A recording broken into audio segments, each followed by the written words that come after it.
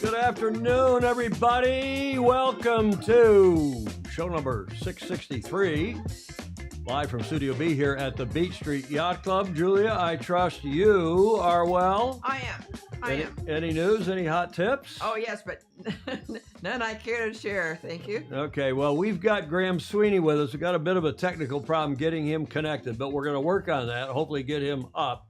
Look at that because picture. Wow. That's his home. Wow. That is his home in Mid-Yell in Scotland, up there in the Shetlands. It's just fabulous, and the slideshow he has prepared for us is, I kid you not, is 120 some odd slides, terrific slides that Graeme has done for us. We'll get to him in a minute, we hope, if we can get, we got one little technical problem to sort out here, and then we'll have him with us. Thank you for your support. This is Thanksgiving week here in the States, and we appreciate very much your support of us via Patreon, patreon.com/join/Sailing Illustrated. And Julia. Sir. We got a Christmas present here from a FOSI. Oh, yes. Here in the box. Came last night.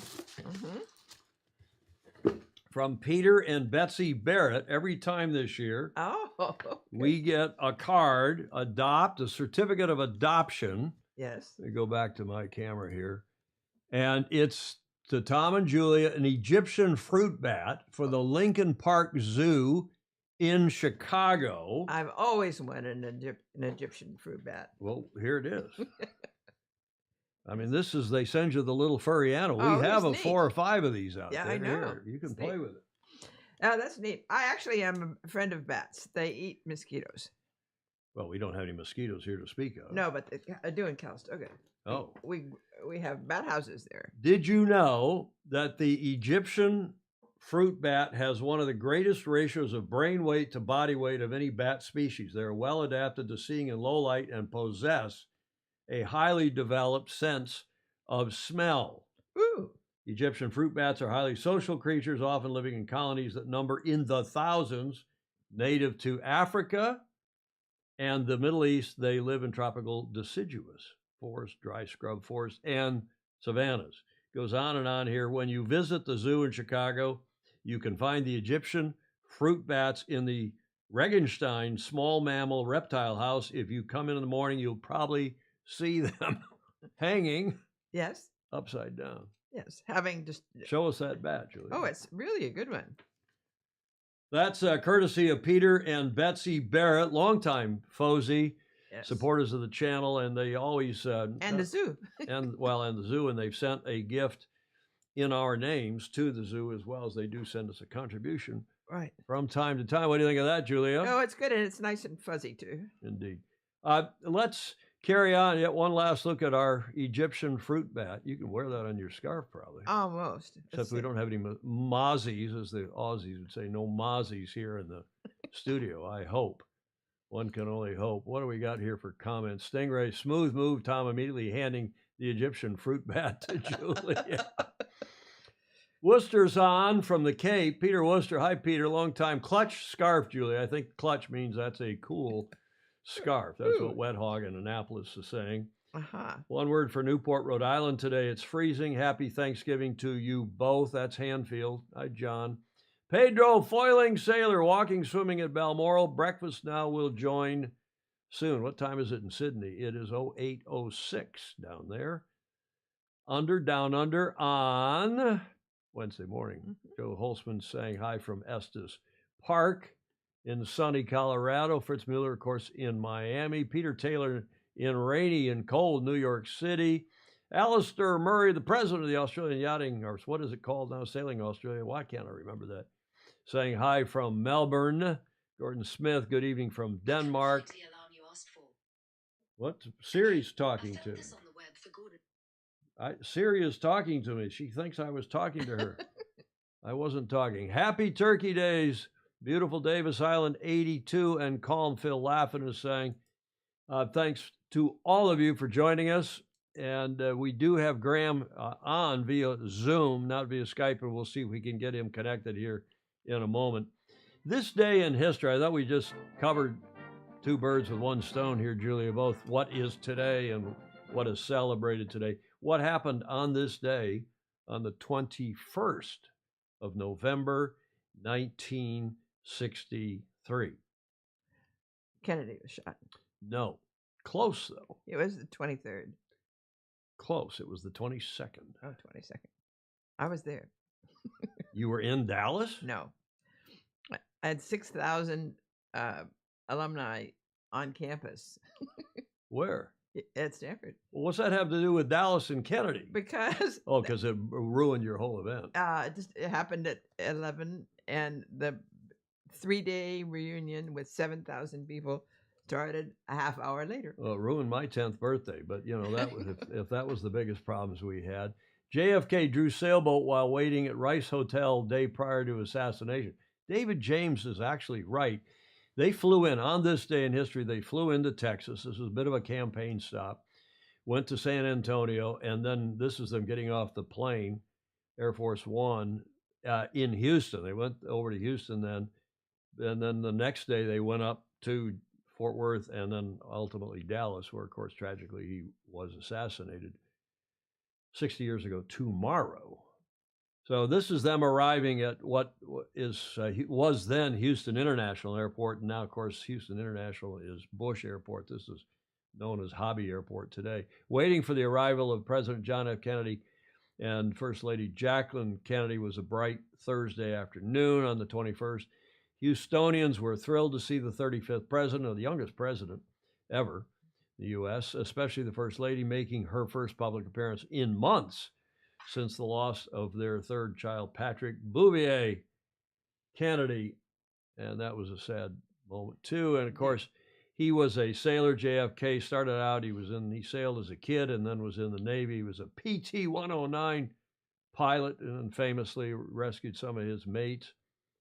And he was a starboat sailor with one of his brothers. That is his star, which exists today, has been wooden star, of course, and it has been rehabbed and is somebody bought it for something like $100,000. Wow. This starboat.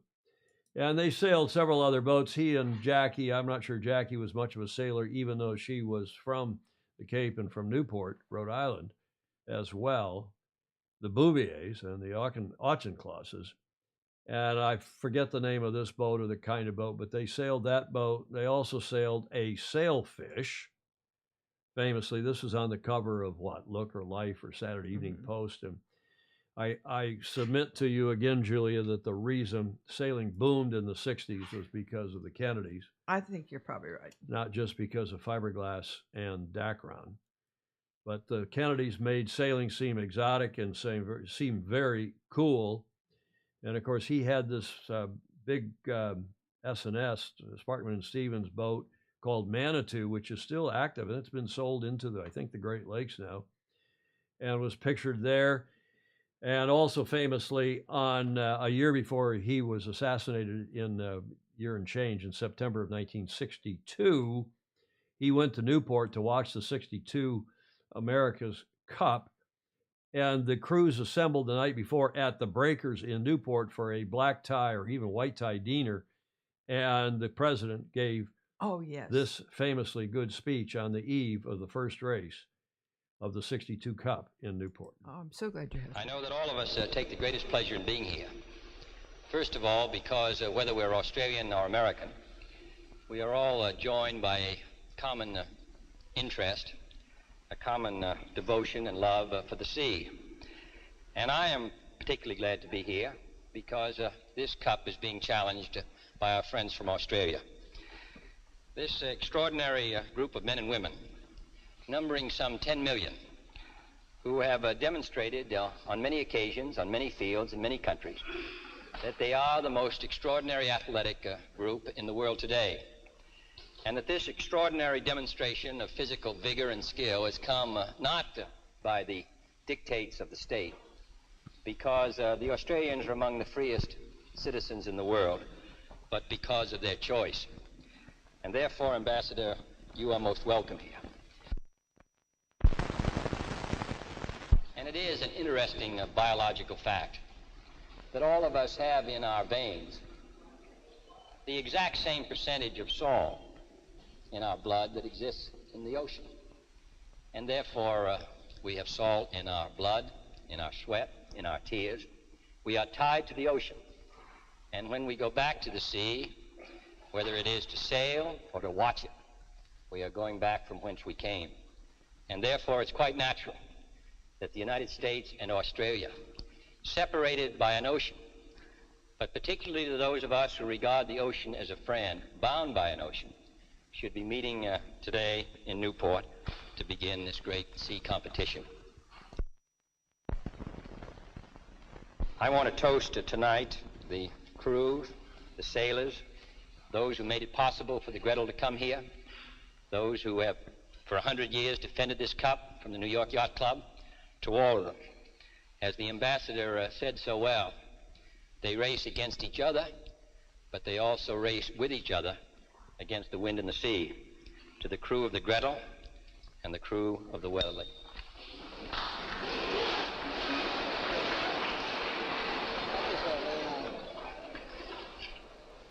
Can you imagine a sitting president today, or even a PM of any of your countries, getting the two America's Cup teams together in a fancy place for a dinner on the eve of the first race? It's terrific. Huh? It's terrific. So that's that famous speech. And I haven't seen that for a long time. It's nice to see it. I thought it would be good to run it. And the good news is I've got Graeme standing by here. There's Graeme. I managed to push a few buttons and get him up on Skype. We'll get to him in a moment. But suffice to say that speech the night before, he did go out the next day, this was September something, and watched the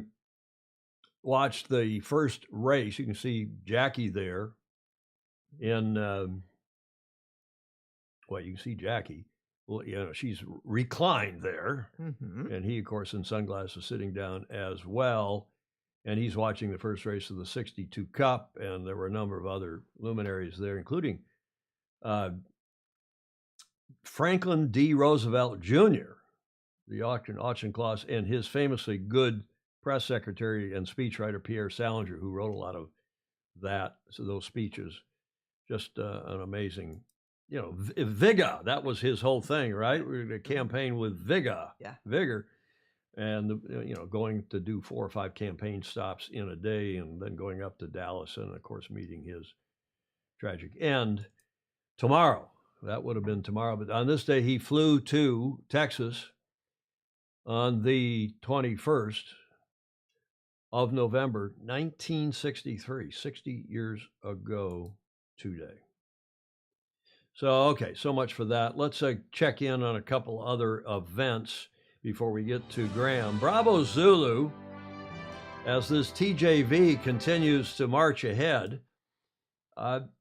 We told you the other day that 2 of the 4 fleets have finished, and now the IMOCAs, as we told you we expected they would finish in the meantime. But just to review, Banque Populaire won the Ultime division. And we congratulated them over a week ago. Because remember, they had that Stardust Interruptus where the bad weather in the North Atlantic. Yeah. The Ultimes got away and were ahead of the really worst of the weather. Plus, they're bigger and can handle it. And the 40s and the 50s went into Lorient. As they should have. And then hung out there for a week. And they held up the IMOCAs. They never left from Le Havre. So we told you on, I guess it was Tuesday, or what Friday rather, that Thibaut Vauchel-Camus and Quentin Vlamink, they won in the Ocean 50 class on their boat Solidaires in Peloton. So bravo Zulu to them. And as we predicted, also on Friday, we expected that Thomas Rouillant and Morgan Lagraviere on the yacht Four People would take first place, and indeed they did, winning the IMOCA category. Here they are at their press conference. Here's the real news. You have to go beyond the headlines, which we try to do for you here on Sailing Illustrated. Rouillant wins again. This is his third win, his second win of the TJV, and he's won another transatlantic race. He's famously good, but he says his focus remains on the Vendée Globe. At the finish this morning, this was yesterday or the day before even, a delighted Rouillant admitted that his long-term focus remains the round-the-world challenge. Quote, "We work to win," he said. "I know I've won the last 3 transatlantic races, but the Vendée Globe isn't a transatlantic race, that, of course, around the world. And there are other competitors. That's the goal, and the whole group is working towards it. In the back of our minds, we're making our boat more reliable for the Vendée Globe. You can't write the history of the Vendée Globe in advance, but that's our goal." Nice sentiment, eh? Cool stuff. Right. So bravo Zulu to them. And here is the race report, not today's race report, because the 40s are stuck in very light air outside of Martinique. So we're not going to talk too much about it today. We'll show you a map in a moment. But here's the race report from a couple days ago as these guys in the IMOCAs finished. Première IMOCA, française, Jacques Vabre, Normandie Le Havre. It was victory for race favourites Thomas Rouillant and Morgan Lagraviere, sealing an emotional second win in the race. It wasn't easy to win it once, and to win it twice with you, it's an amazing moment. It's not just about the sport, there's the human side of it, as Thomas has said. I'm also feeling emotional, and that's why we do these races, for the emotions foremost, ahead of results. Behind them, the battle raged for second and third in the Bay of Fort-de-France. Paprika Kea finished 9 minutes and 14 seconds ahead of the Franco-British pair aboard For the Planet. We were determined to hold second place, even when we hit an area of light winds 1.5 miles from the finish. It certainly got nerve-wracking.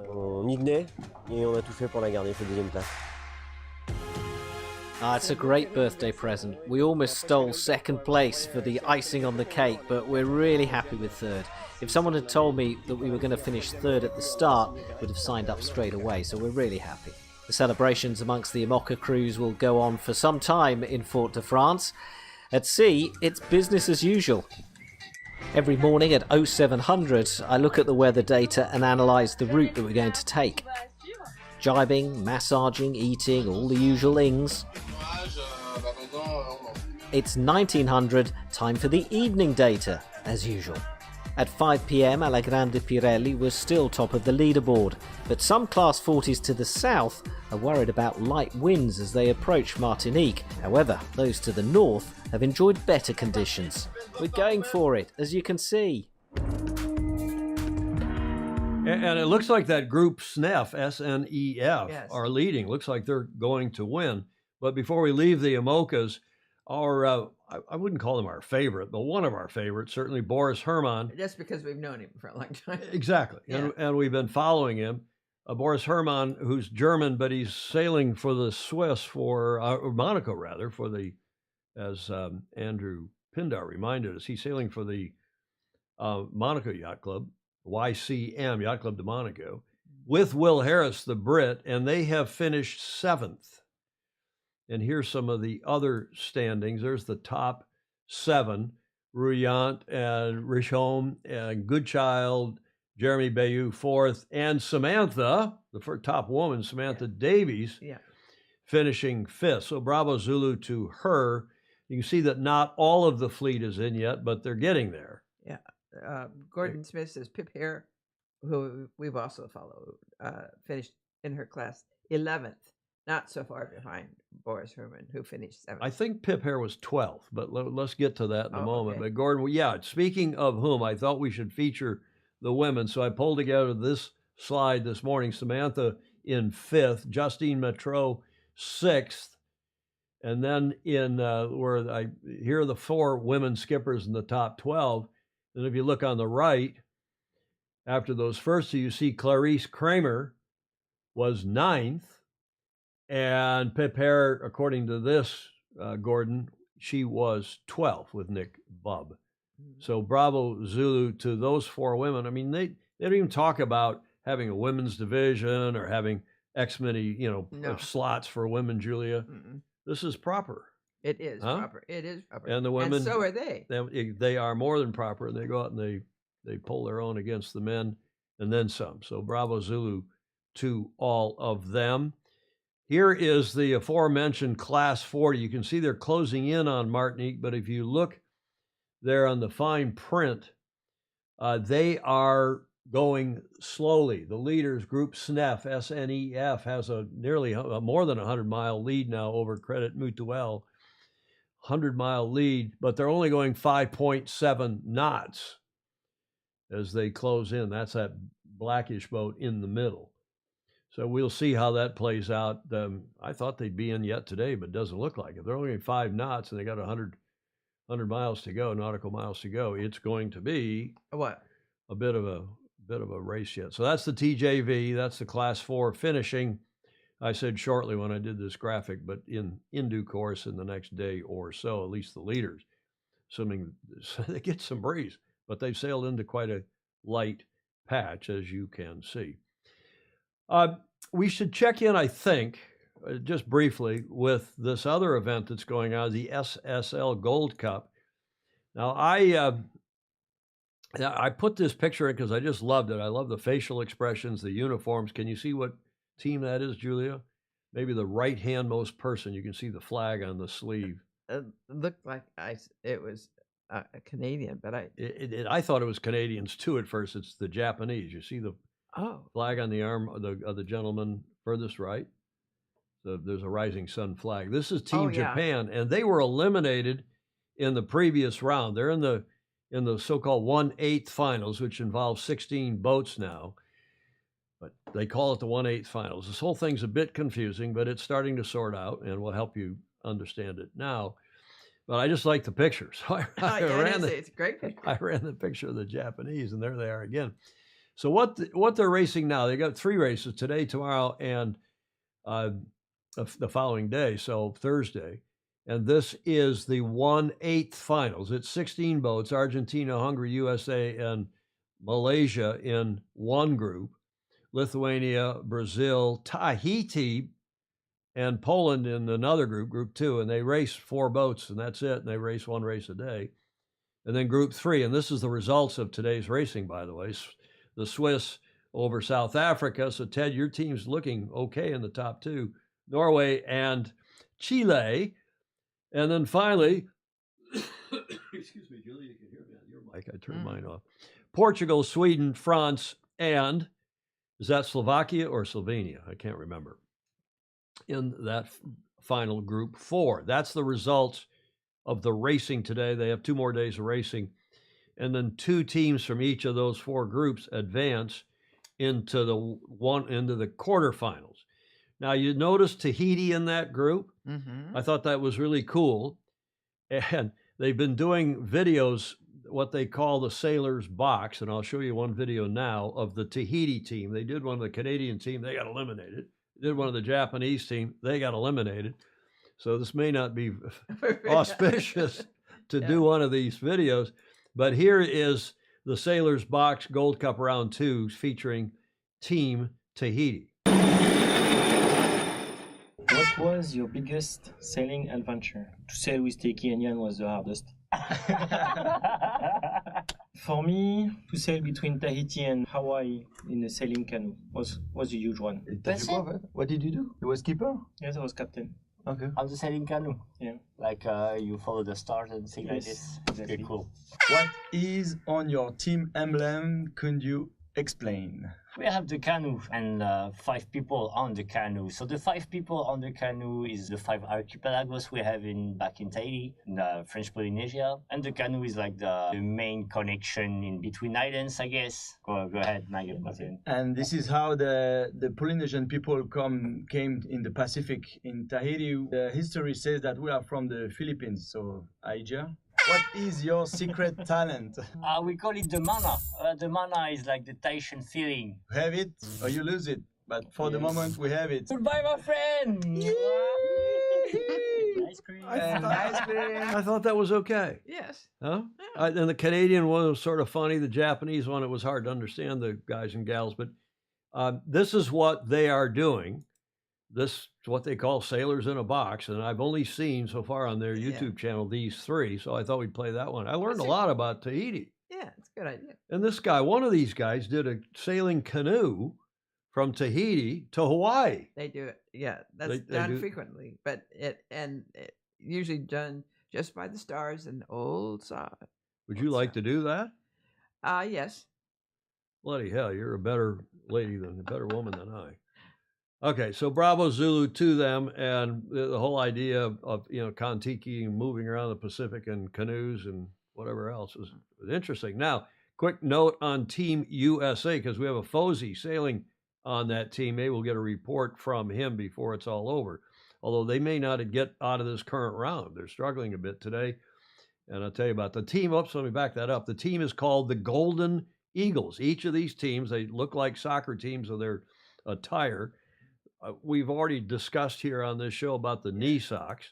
Everybody thinks the knee socks are crotonic, because why would you wear knee socks except to look like soccer players? It's not like you have shin guards under your socks.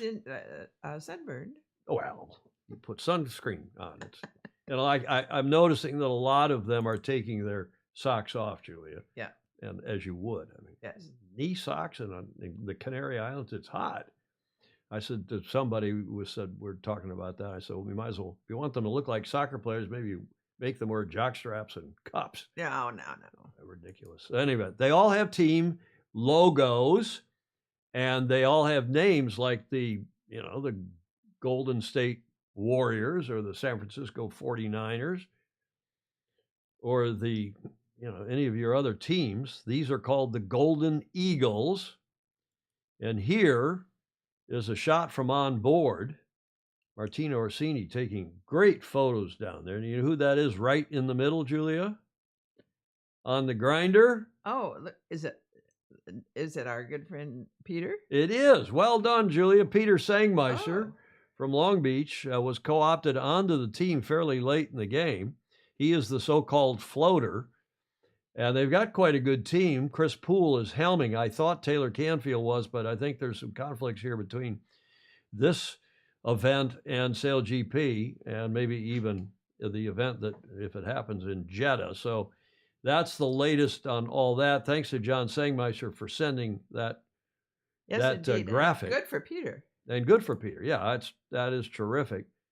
And we just look at one more thing here, and this is where they are headed. That's after the current group 2 of the teams from each of those 4 groups that we showed you, that are competing as we speak, today, tomorrow, and the next day. 2 from each of those groups will advance to these holes, the empty spots, where Germany, Great Britain, Denmark, Germany, the Netherlands, New Zealand, Australia, Italy, and España and Spain are already seeded. How did that go? Well, the seedings are based on the SSL's, I think, quite good ranking system. They rank all those 8 nations? Yeah. They rank all those nations, and then depending upon how highly ranked you are in the original go, that's why these countries, you could arguably say that these are the best sailing countries based on this SSL ranking system. And I think that's fair. The other countries got seeded in and had to win their way through the lower brackets. And we'll see if the USA gets into this next round. And that racing is the 27th through the 1st of December, that what they call the quarterfinals, notwithstanding there are 16 teams in it. And then the semifinals with 8 teams is December 2nd. It's just very quick. And then the finals are on December 3rd, and all taking place in the Canaries. I think it's great that so many people get to sail.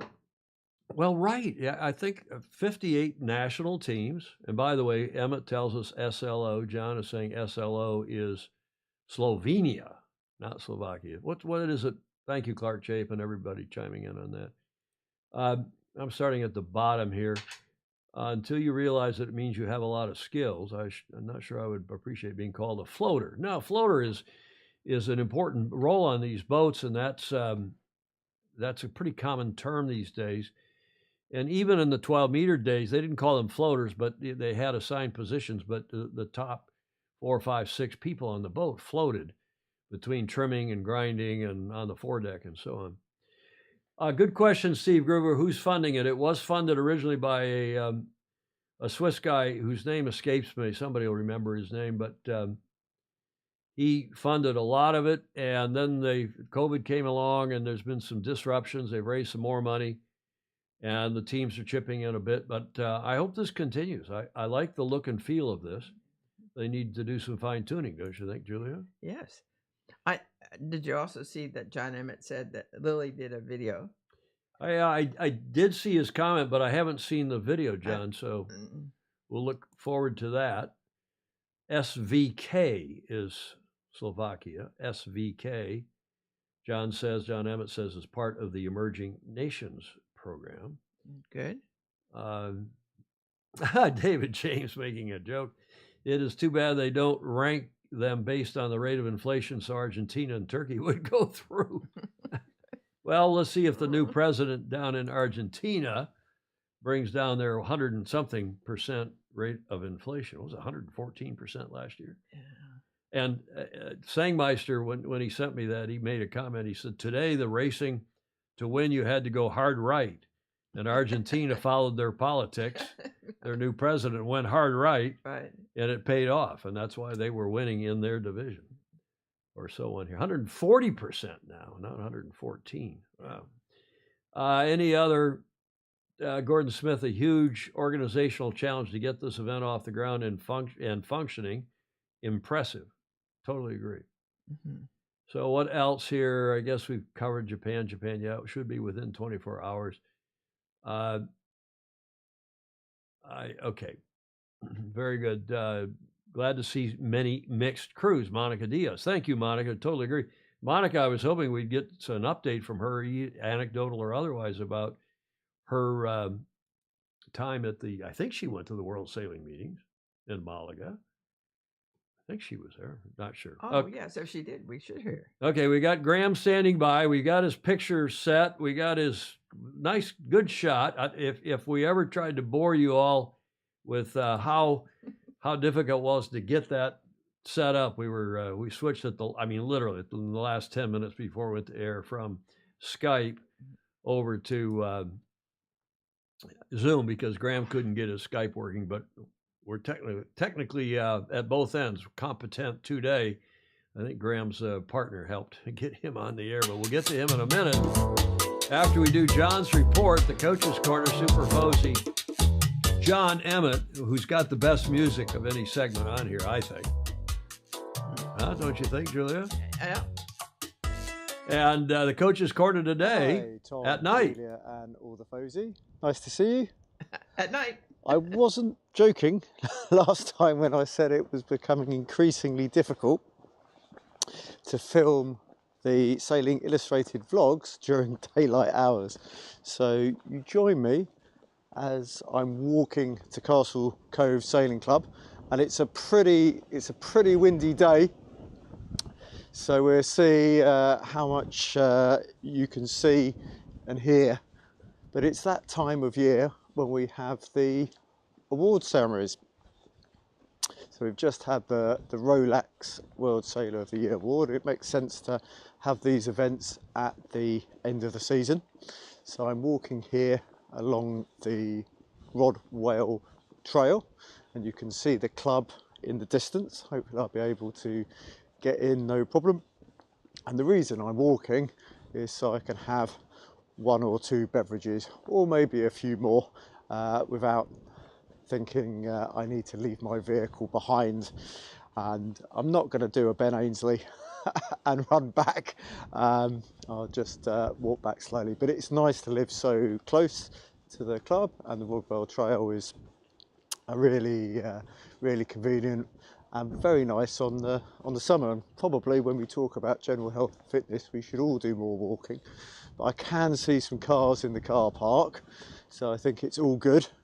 And I can see the marquee is up, although with the forecast tomorrow for 50 knots, it may be very easy to take it down. It may take itself down all on its own. But we will see. My biggest worry now is I'm not quite sure what the dress code is going to be. Oh dear, so problem number 1. I don't seem to be able to get in at the moment, but I'm sure I'll get in at the in the future. Just need to wait for somebody to come. This is a slight failure. The problem with not knowing what the dress code is, and hopefully there'll be a car coming behind me, I guess some people will be in black tie. I'm purely in my Finland Olympic sailing jacket.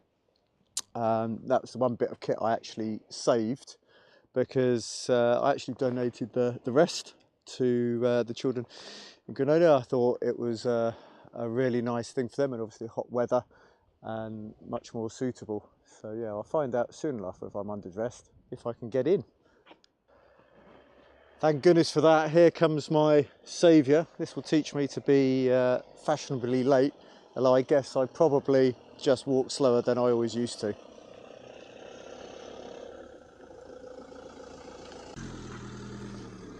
So actually the first van was the musician who couldn't get in either, so we had to wait for somebody else. But we're in now, so I guess I'm going to see shortly what's what's the dress code. But I think it's a really nice view here, even in the dark, and you see Portland and all the lights. And I try and go for a little walk around the club in daylight hours at another point. There'll be nothing going on tomorrow, I think, because 50 knots. But you can see the castle, hence Castle Cove in the background. But I'd say Sandsfoot Castle's more a ruin now. There we go. Right, yeah, as suspected. I think I'm probably a little bit underdressed and a little bit late, so going to find a table, presumably with a name.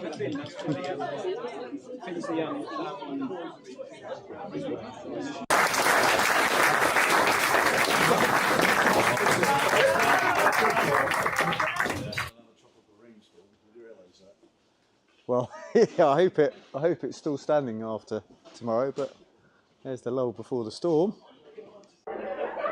So we had a couple of curries, a few beers, and a very successful prize giving. And I'm going to sneak into the marquee before it blows away. And I think they're just about to start the Kaylee. You want to see left and right as well, mate, really.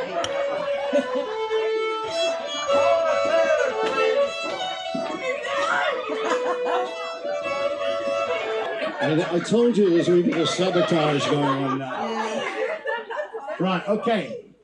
Wait for it, okay? Ali, wait.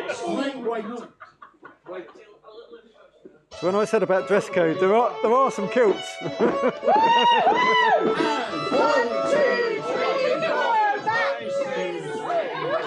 think time to run away. Really good news to see the marquee is exactly where we left it last night. So time for the pack up. And side the marquee. Shame it all has to go down, really.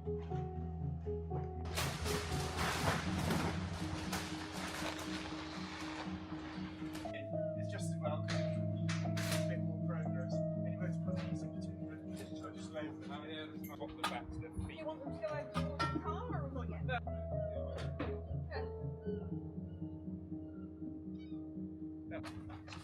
wondered what it was. Yeah. I thought it measured wind or something.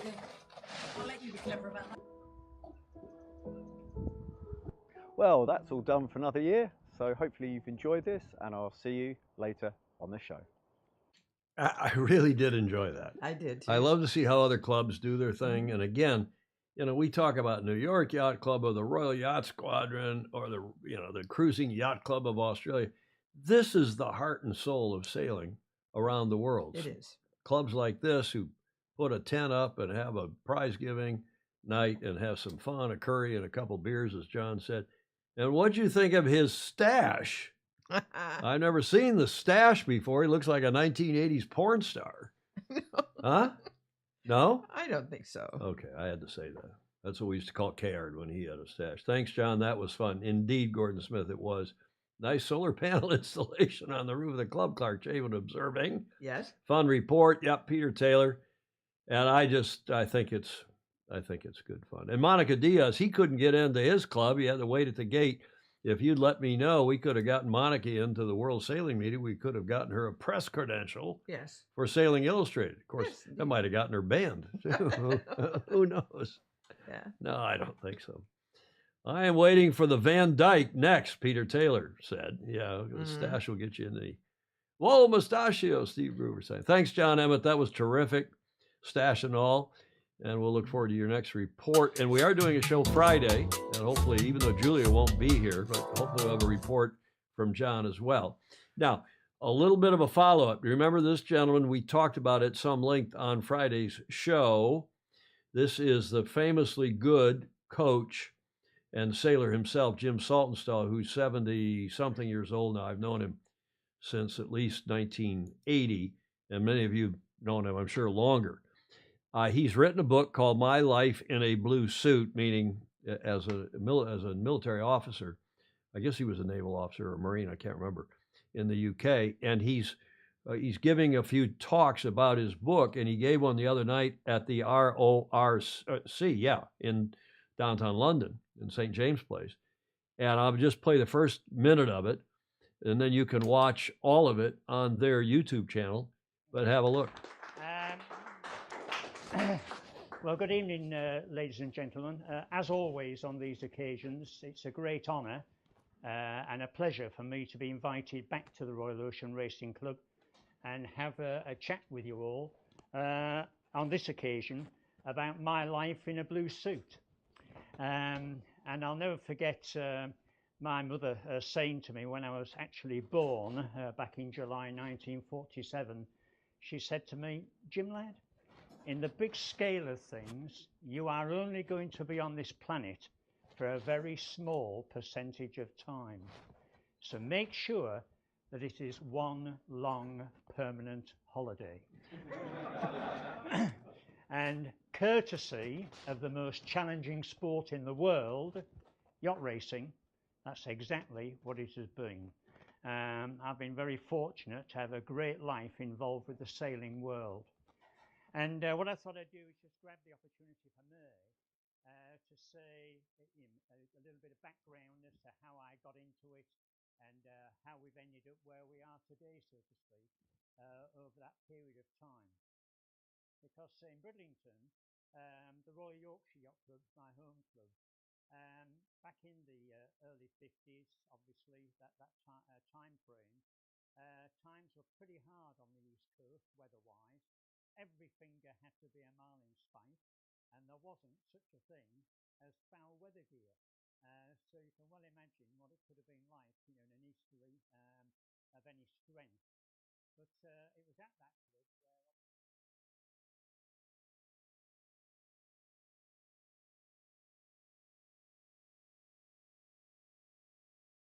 I just said all that without my mics on. Sorry. I'm just backing up on Jim. I've known him since we came out of the video, and I'm sorry I didn't turn our mics on. I've known him since the late 70s, and the guy has coached more sailors, medalists, I think, than anybody else on the planet. He's been a coach since at least the 70s. And the YouTube video, which is about an hour long, he talked, I think it was about a week ago at the Royal Ocean Racing Club, St. James Place in London. Just Google RORC YouTube, and it'll come up, and it's the lead video on there. Terrific piece, and I enjoyed every minute. I watched the whole thing yesterday, and I enjoyed every minute of it. I think you will too. Well, Jim Saltonstall, some of you have known longer than I'm sure. Okay, let's get to Graeme Sweeney. Sorry, turn your mic up, Tom Gordon-Smith. Yeah, I am muted. Thanks, T.R. DeYoung. Look at, boy, the people are right on it. And you know what? I don't know why, because I theoretically hear what's Well, going you're on. hearing me bleed through those headphones. Yeah, I guess That's so. okay. What else here? TFE mentioned white tie earlier. Honest question, does anyone still own white tie? David James is asking. I've never owned white tie, and I don't think I've ever worn white tie. Black tie, I've got a couple tuxes, in fact. Julia, have you ever gone to a white tie event? Yes, but only 2 that I can think of. Well, that's 2 more than I've gone to. But I didn't have to wear a white tie. Well, no, but you still had to wear a ball gown. I've worn lots of ball gowns in my day.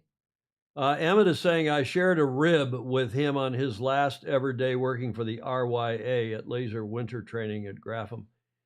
And that, of course, with he famously good coach, Jim Saltonstall. Let's get on to our feature today. We're 45 minutes into the show, and Graeme Sweeney, as I mentioned, is standing patiently by in Yell, Scotland. Graeme, welcome to the show. Hi, how's it going? Good. We're going to have to do a little mic check because we didn't have time to do that in the tech check. You're sounding okay at this end. Julia, he sounds good to you? He does indeed. We had Graeme on postponement. We were going to have him on Friday's show, but he was having the Scottish. What's your power company called, Graeme? SSE. Which stands for what? Scottish Power, basically. It's they basically go around and dig it all up and then put it all back, and sometimes it works and sometimes they dig it all up and put it all back again. Well, we're having problems with the. This is going to be a fun segment. Yes. And the slides are fabulous, but we will lower the postponement flag and get to FOSI and fantastic photographer Graeme Sweeney. Again, many of you on here will have known him a lot longer than we have. We've just known him the last 3 or 4 years and never met in person, have we, Graeme? I don't believe so, Tom, no. Not yet, I think is the term. Not yet, that's a good Not yet. point. Stingray saying those silent mic moments are kind of relief halfway through some of the shows. Gordon Smith, I own a white tie, but rent the suit when needed, which is certainly not very. Graeme, have you ever been to a white tie event? No, I haven't. I'm sorry to say. I've only ever worn black tie. Same for me. Well, Julie, as usual, is a step ahead of us. Let me go to the slides here and tell us, this is where you live, kind of in the middle between Norway, Iceland, and then up on the very upper left corner of that slide is Greenland. And you are, I guess, the most northern point in the UK. Is that correct? Yes, we're the most northerly point, 60 degrees north. We're closer to Norway than we are to Scotland. And if you look at it from Bergen, it's like a stepping stones to Iceland. So that's why the Vikings used this area as one of its stepping stones. It would stay here in the winter, and then when the winds changed in the spring, it would go up to Faroe and then to Iceland, and deliver whatever it was delivering or collect whatever it was collecting. So it was quite a trade route. And you're in Mid-Yell, is that correct? That's your town? I am indeed, Tom, yes. Okay, so you see it there on the slide. And are these islands collectively called the Shetlands? What are they called?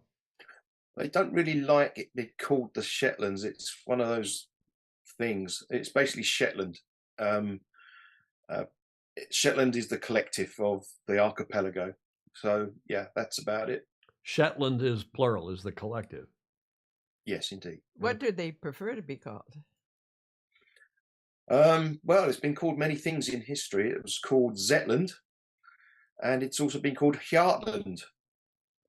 Well, it depends who owned it at the time, because at one point we were under the Danish crown before it was given as a wedding gift to Scotland. Uh-huh. So Yeah.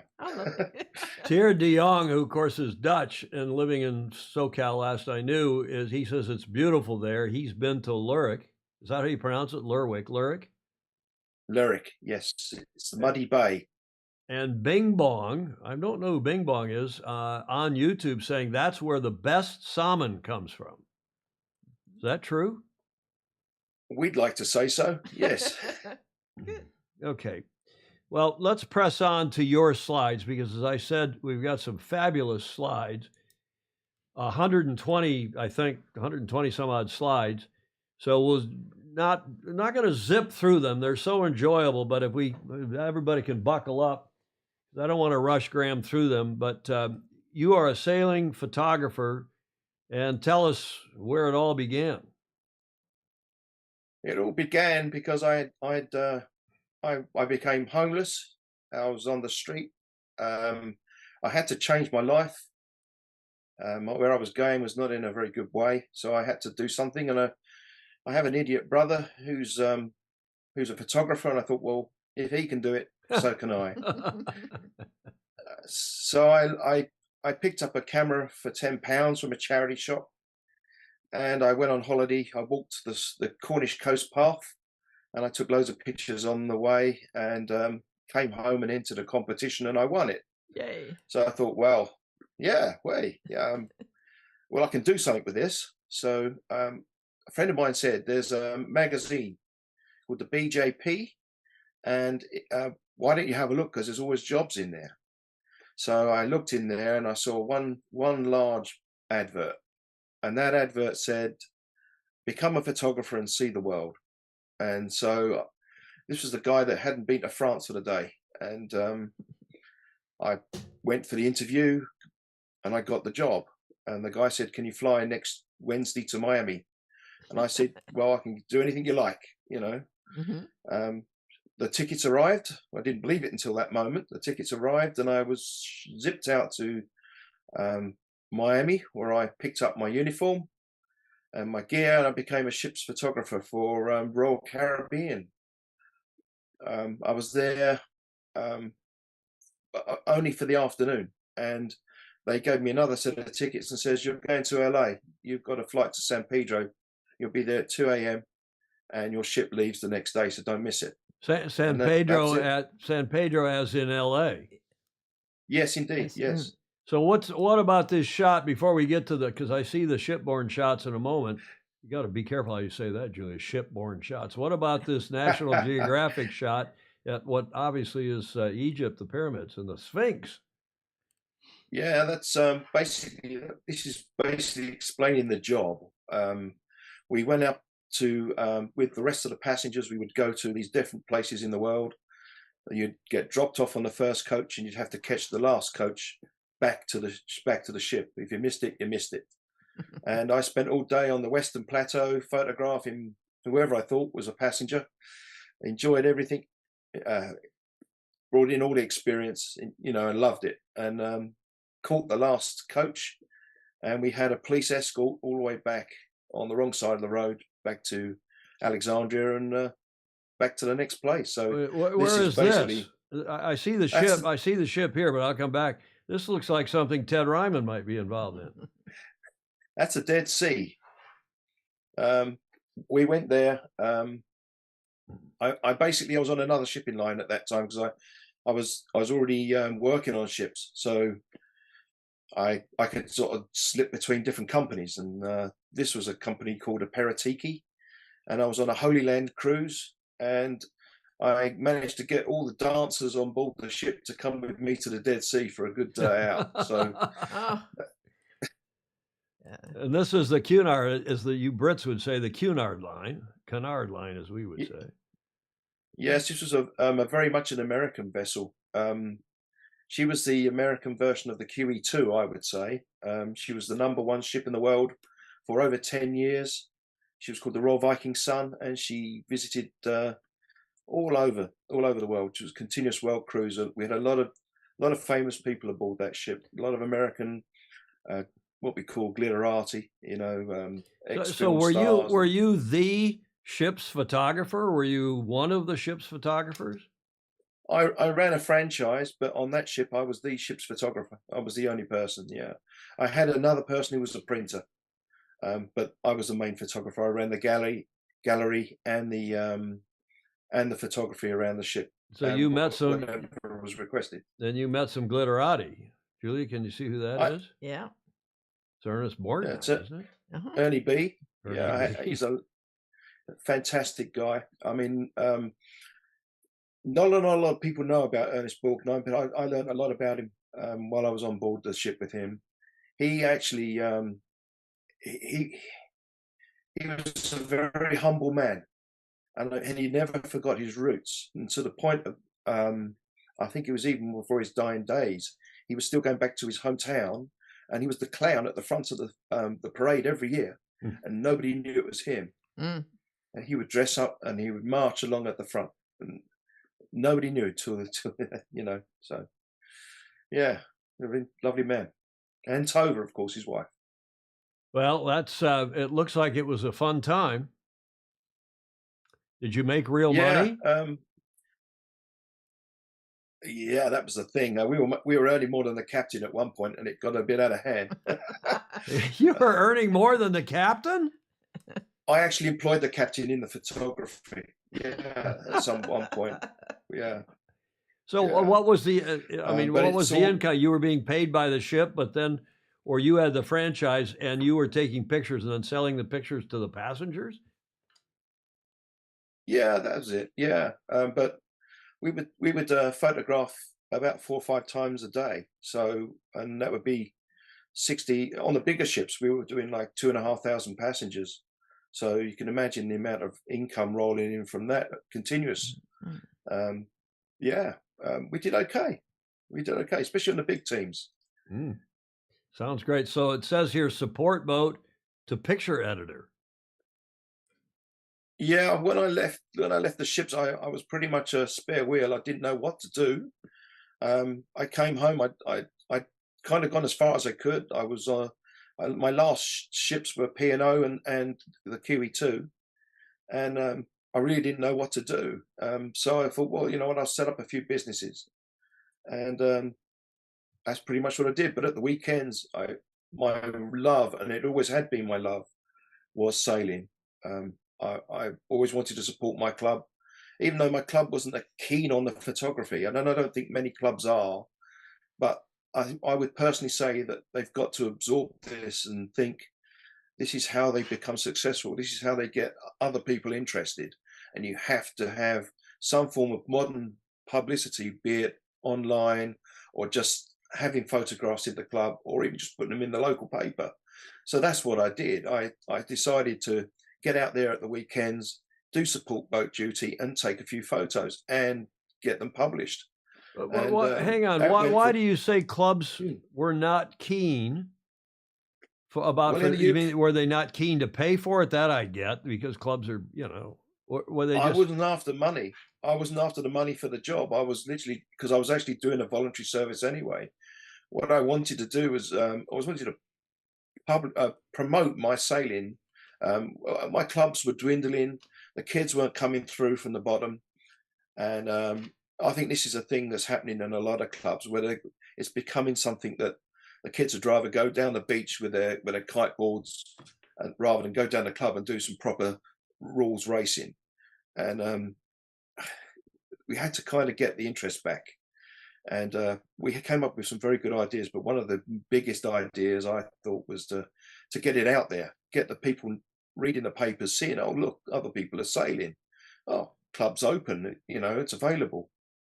Come along. Exactly. And, you know, it's like that whole thing with Kennedy and what that did, Julia, I think for our sport, showing sailing on the cover of, you know, the big magazines. And that in those days, those big magazines were the big television shows, really. I mean, there was television, but the magazines. Yeah. What club was this, Graeme? Were the toppers? This is Lee Sailing Club. And this was a eastern area, basically toppers were called zone racing, where they have different zones around the country. And Mr. Emmett will probably tell you more about this, but it's basically the RYA runs zones where you can, instead of competing in a big hole, but which they do at the end of the year, but they kind of just have this constant training, which promotes them into becoming almost automatic racers. But they still need the rough edges trimmed off, and that's only going to come if they race against more competitive people. So this is how the RYA narrows everything down so you get to like the gold squads, and then you're on your way to being picked maybe for the Olympics or something like that. How about this shot? Beautiful shot. Oh, this is a boat I used to crew on. There was a guy called Stevie B, and he was a sail cutter for Mustoe and Hydes, and I used to sail with him on these GP14s, which are they were designed at the end of the war for production in plywood, and so they were easy to make, and they came out of people's garages, and away everyone went, and they started racing. But they're a very popular class, a fantastic boat. This is the RYA. This was basically a shot I used to do for the RYA. I used to do voluntary photography for them, and go around the country and photograph different events they had for them, and basically support the RYA because they're essential.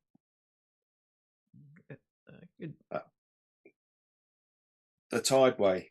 That's a boat that was built in Leigh-on-Sea, which is the town in the background where my sailing club is. And it was built by a guy called Lou Walker, and he was actually there for this event. And they're not really racing boats anymore. They're a bit old for racing, but everyone's very keen to sail. So they came down and we had a sailing day. Oh God, no, that guy, fantastic fella. I mean, if you've ever met, he actually owned a 12-meter called Victory. Roy Hart, his name is a fantastic guy. This is his boat called Memory, and he sailed around Britain in it. But he's been everywhere. I mean, he actually went up to the Arctic in his boats he's had, and one of the things he did was there was a Jubilee race for the 12-meter in Cowes, and he was prepping the boat ready to race, and they dropped the boom on his hand while it was on the wheel, and which cut his thumb off. So he was rushed to hospital, and the plastic surgeon said to him, well, we can't do anything right now. We're going to have to keep you in and get stuff done. And pretty much he had a race to do, so he said, forget the thumb, I'm coming racing. So that was 2001. That was the Jubilee. That was indeed, yes. In 2001. Yeah, I was there with a broken ankle. It was a terrific event. I was hobbling around. Steve Gruber saying, our sport is so cool. Look at all these funky boats being raced all over the place. And I think Stingray's made a couple of jokes here. Hi, Ken Saban, checking in. We'll keep press on here because we got a lot of these. I mean, just fabulous photos. And this is a little bit like, I mean, it's such a treat because Graeme sent them to me in a deck, in a keynote, as keynote slides. So I didn't have to put them into the keynote for the show, which saved me hours. Yes.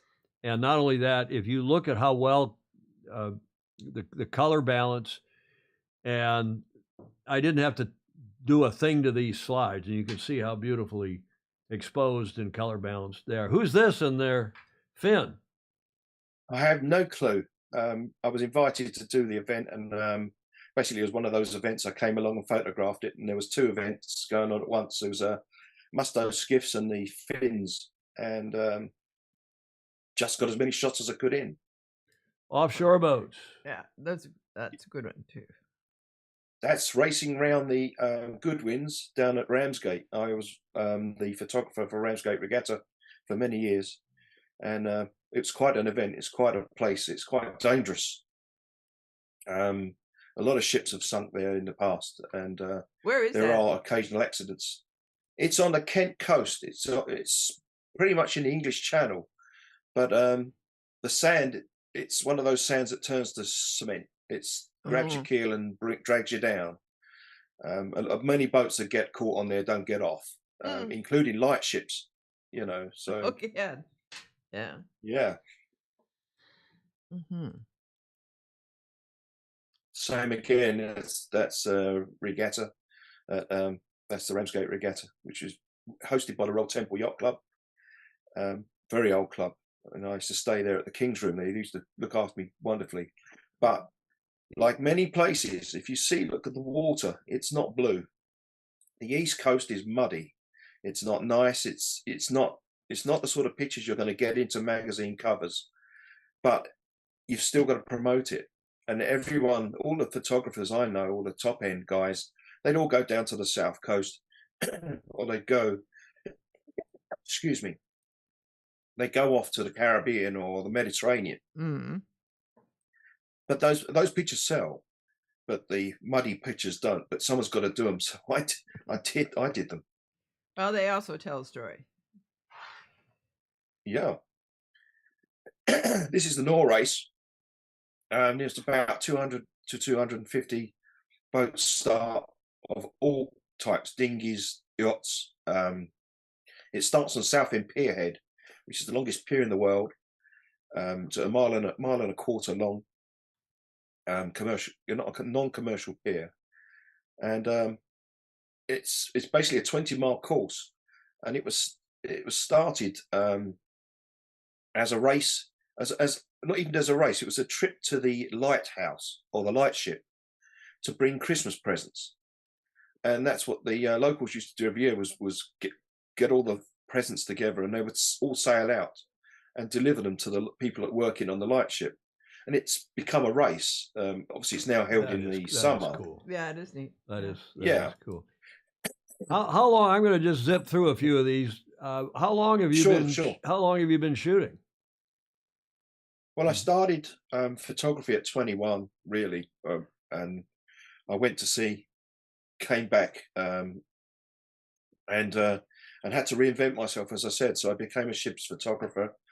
Then I became a marine photographer. I ran a wedding business in the background, and I got a lot of sailors wanting me to do their wedding photos, so I got that as well. So yeah, but I kept going with the sailing. I really wanted to do the sailing. That's where my passion is. But you know, the money was probably in those days was more with the wedding photography. But you still have to do something if you love it. So yeah, probably still is today in many respects. But how long have you been? Excuse me, have you been sailing all your life? Are you a keen lifelong sailor? I started at 12. My parents got fed up with me, and they said you need to go and do something else, Graeme. You're going to become a problem. So they sent me down. They sent me down to the seafront where the sailing clubs were, and there was no one wanted me there because they didn't have any sailing programs. Excuse me. So they sent me to the Sea Scouts, and I joined the Sea Scouts at 12 years old, and I learned to sail all kinds of very slow, heavy boats. I wanted to make them go fast, so it went from one thing to the next. Now, this is our cover photo today that I adjusted a little bit, but what a fabulous shot. Have you been shooting on Nikons all along? From the day I started, yeah. I started on Nikon, and most of my cameras were bought in the States. So, yeah. Excuse me, I have to drink. Burnham on Crouch and the Endeavour race.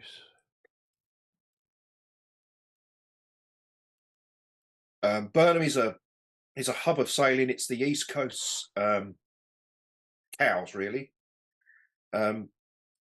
It's a great place. There's many classes raced there. There's been 12-meter campaigns, I think, from there. Yeah, de Savry's one of de Savry's campaigns was out of there. Well, that's what switched me on to 12 meters and big boat racing and yachts and things like that.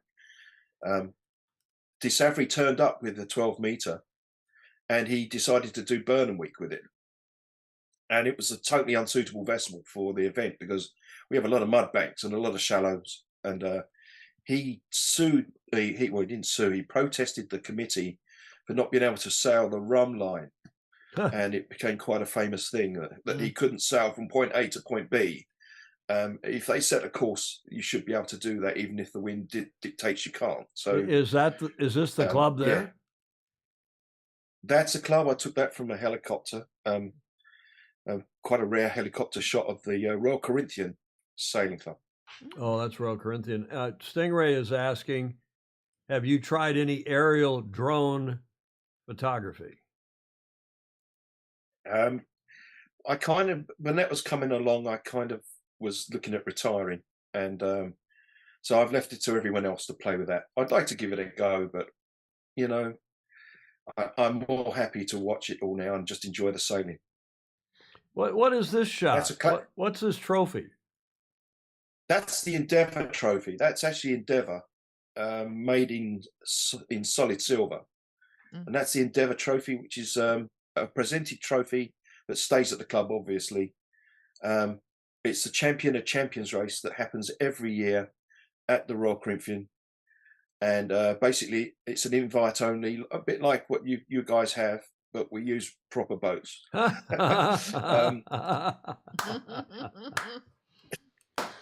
And you say that trophy is solid silver? It is, yes. Yes, it stays in the club. It's under glass in a display cabinet at the club. The winners of that trophy get a half hull, which is about it's about 5 foot long, I think, something like that, of Endeavour, and they have their name put on it, and that's shared between the two crew. So yeah, I'll back up. Yeah. David James is asking, and I assume it's Endeavour the J boat.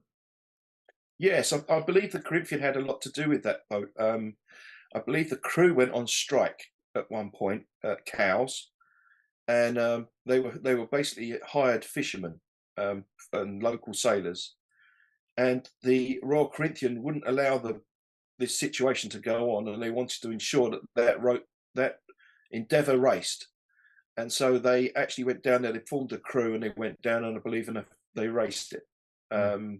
And since then, that's been the trophy because of something like that. I think I don't know the full story, but it's something about the strike on board. They wouldn't race, and the Corinthian had a lot to do with it, and got guys down there to race it. Yeah, there were some strikes in the 12-meter days too in Newport, and the J, and before that even, the fishermen. Oh yeah. Yeah, not amused with conditions. Zip through here. There's some modern boats. What's this? This is just this is the Endeavour race. Actually, you might recognise the guy on the helm there. Tom, looking. Do you see who he is? No. Stuart Bithell. Oh, is it? It is, yeah. How long ago was that shot taken? I would say that was about 8 to 10 years ago. And these boats are all donated to be used on a day. Most of them come out of packets and they're put together on in the car park, and they're raced. They have a practice day, and then for the rest of the weekend they'd have full-on racing, and it's still there's someone who's a winner. And this is the Endeavour Trophy Championship of Champions, in effect. This is indeed, yes.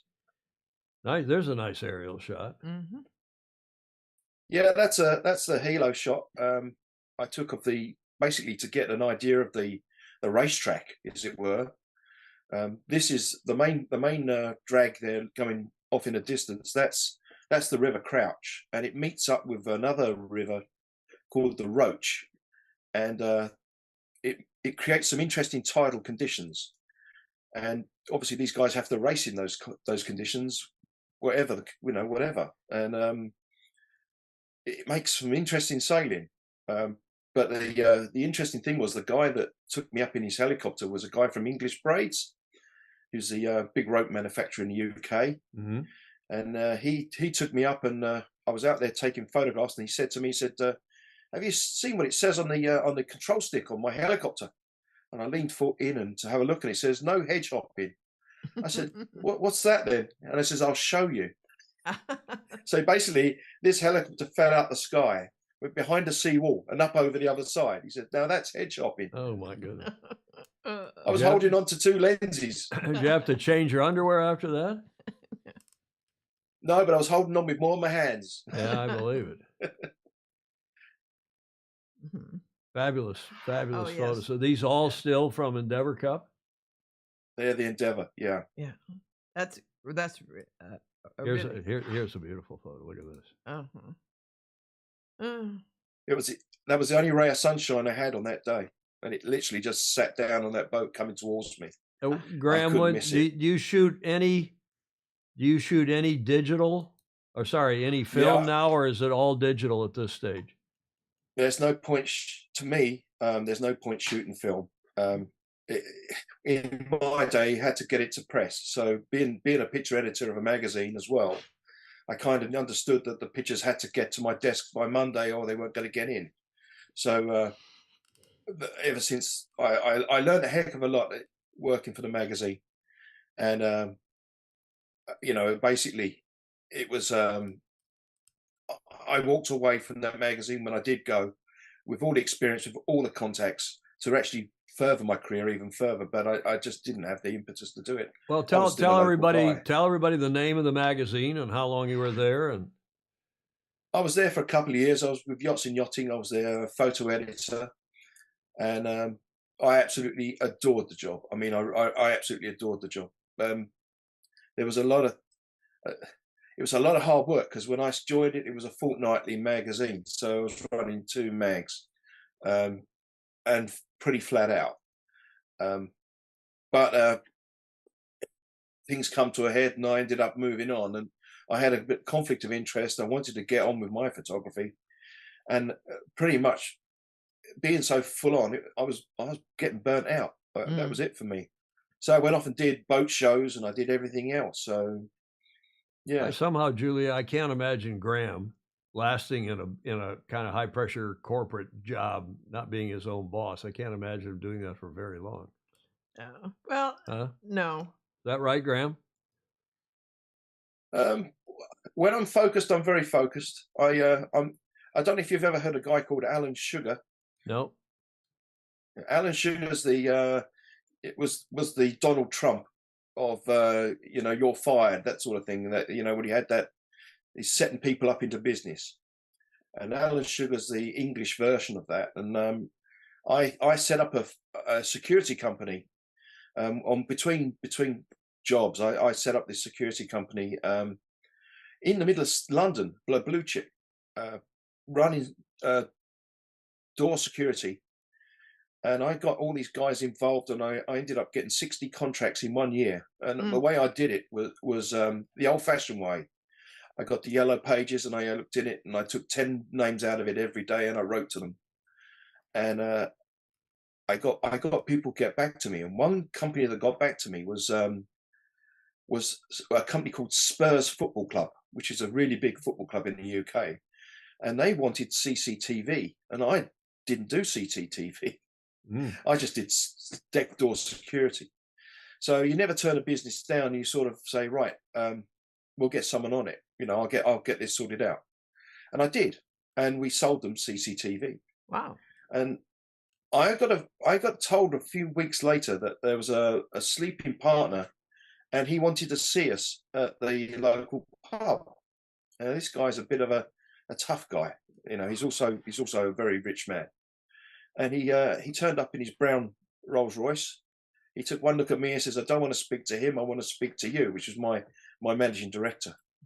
And he managing director came back out. He says, "We're in a lot of bother." He says, "What?" He says, "You ripped off the only man that's lent us the money to run this business."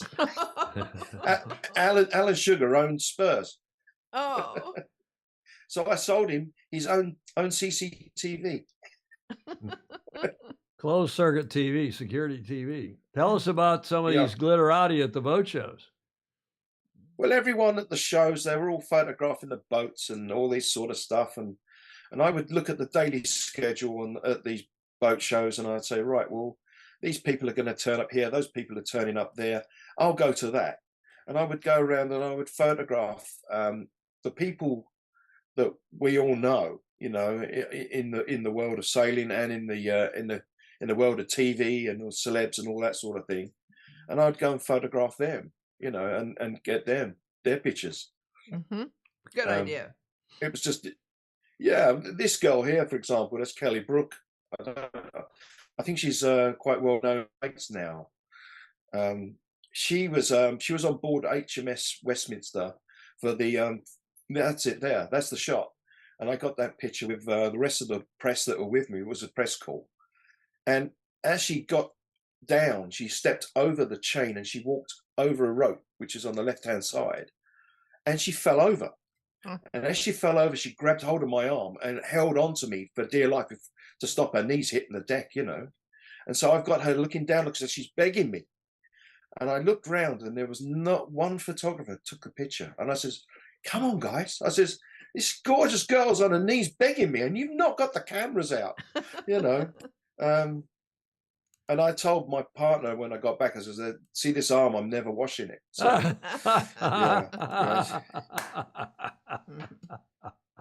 yeah. Who's this? Same one? Somebody else? Tamara Eccleston. It is? It is. I've met her. Wow. Okay. That's Tamara Eccleston. Yeah, she opened a London boat show. I forget what year now, but it was yeah, she did a little dance routine and turned up. Yeah. And I think she lives in LA now, doesn't she? Not a clue. 50 or bust. Yeah, this is the guy that's got the speed record for the fastest boat on the water. What's his name? I've got it written down somewhere. Where is it? The power boat?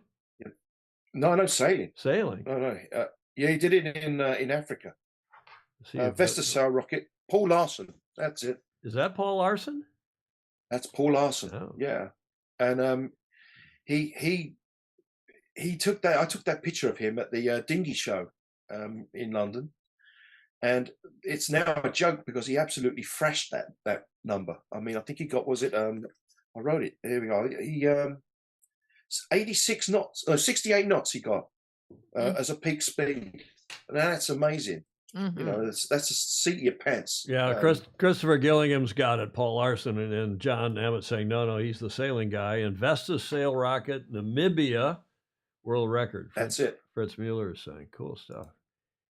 Yeah, that's Robbie Knox Johnson at the anniversary of the Golden Globes, Golden Globe race, and I was the only photographer that turned up. I felt sorry for him.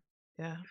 He had Sir Haley there on a low loader, and it was at St Catherine's Docks in London, and an amazing man. I mean, I learned so much about him just by taking a few photographs of him and chatting with him.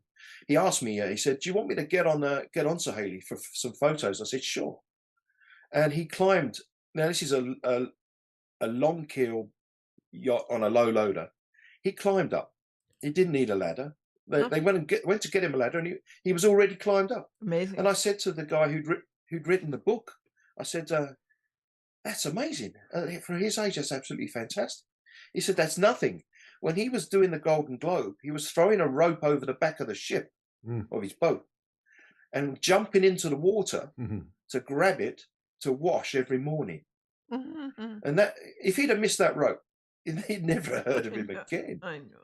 You know, but amazing guy, you know. Indeed. And I got that's the picture of him in the background as well, with when he was just told that he'd won. So that's a great picture. Cows Week and why you never went back. Oh yeah. Oh, no. Cows is, I always wanted to do Cows Week. I was stuck on the East Coast, and I always wanted to get there. And when I worked with the magazine, I thought, you know what, I'm going to go and have a look. Even though we've got we commissioned photographers for the event, I was going to go and have a look. I would get the feel of the place, you know. And I went and I took some photographs. And see this picture here. A friend of mine who was working for this company that charters these yachts. He said to me, I said to him, "I'm going to go home now." I said, "Nice to see you." I said, "I've had a few beers. I'll get the train back to Southend." He said, "Oh no, why don't you stay on the yacht?" I thought, "Well, okay, yeah. What one is it?" He says, "Oh, it's got no name. It's number 22." So I said, "Fine, I'll get to it." Anyway, I had another couple of beers, met a few more sailors that are down at Cowes that I know, and when it came to looking for the boat, they turned the lights out in the marina, and I couldn't see the numbers. So I ended up sleeping on the cafe on table all night, wrapped in my sailing gear, and I thought, well, you know what I'm going to do is I'm just going to pick up my camera. I'm going to go and photograph the people in the street and get the real atmosphere. So I did that. I photographed people coming out the clubs and people coming out the bars and all that sort of thing, and got a different aspect of it all just for me. Really. You're not the only person. I haven't, but I have witnessed firsthand people who slept on tables, under tables, in corners On of tents benches. at Cows Week and elsewhere. Yeah. Andrew Dolly DeVola is saying Paul Larson is an Aussie, like most fast sailors. Another cow shot. That was just literally that was an epiphany, in a way. That was one of the ships I did a setup on, sailing in to its home port of Southampton. While I've moved on and gone. I started on the ships, and I moved on, and I'm now a sailing photographer and at Cows. So it was nice to see that go by, and it was sort of meant to happen. So yeah. I love this shot. This is one of my favorites of your collection that you sent us. Yeah, lovely. They're lovely boats. It's a lovely fleet. It's I forget what they're called now. They're quite old, and they've been going at Cows for years, and they're just very polite sailors. And I mean, it's nice to see it. You see it in some of the old clubs where they've got the old fleet, but they race hard, but they're so polite. It's unreal. They don't want to bump each other because they're old boats, but they still have that. They still have that competitive edge. They really want to get close, but not touch. So they're lovely boats. The X yachts you can see on the sail in '69 behind it's X yachts, the X1 design, the XOD. Yeah. Pindar and Seagruber and Chris Gillingham chiming in. Here's a modern boat. Yeah, it's a Corby. They're made of wood, but they're fantastic racing boats. So that was the next year I turned up, and the weather had changed, and it got worse and worse, and I got stuck out on the press boat. And the idea was no one else wanted to go out, so they said, "Why don't you just stay out?"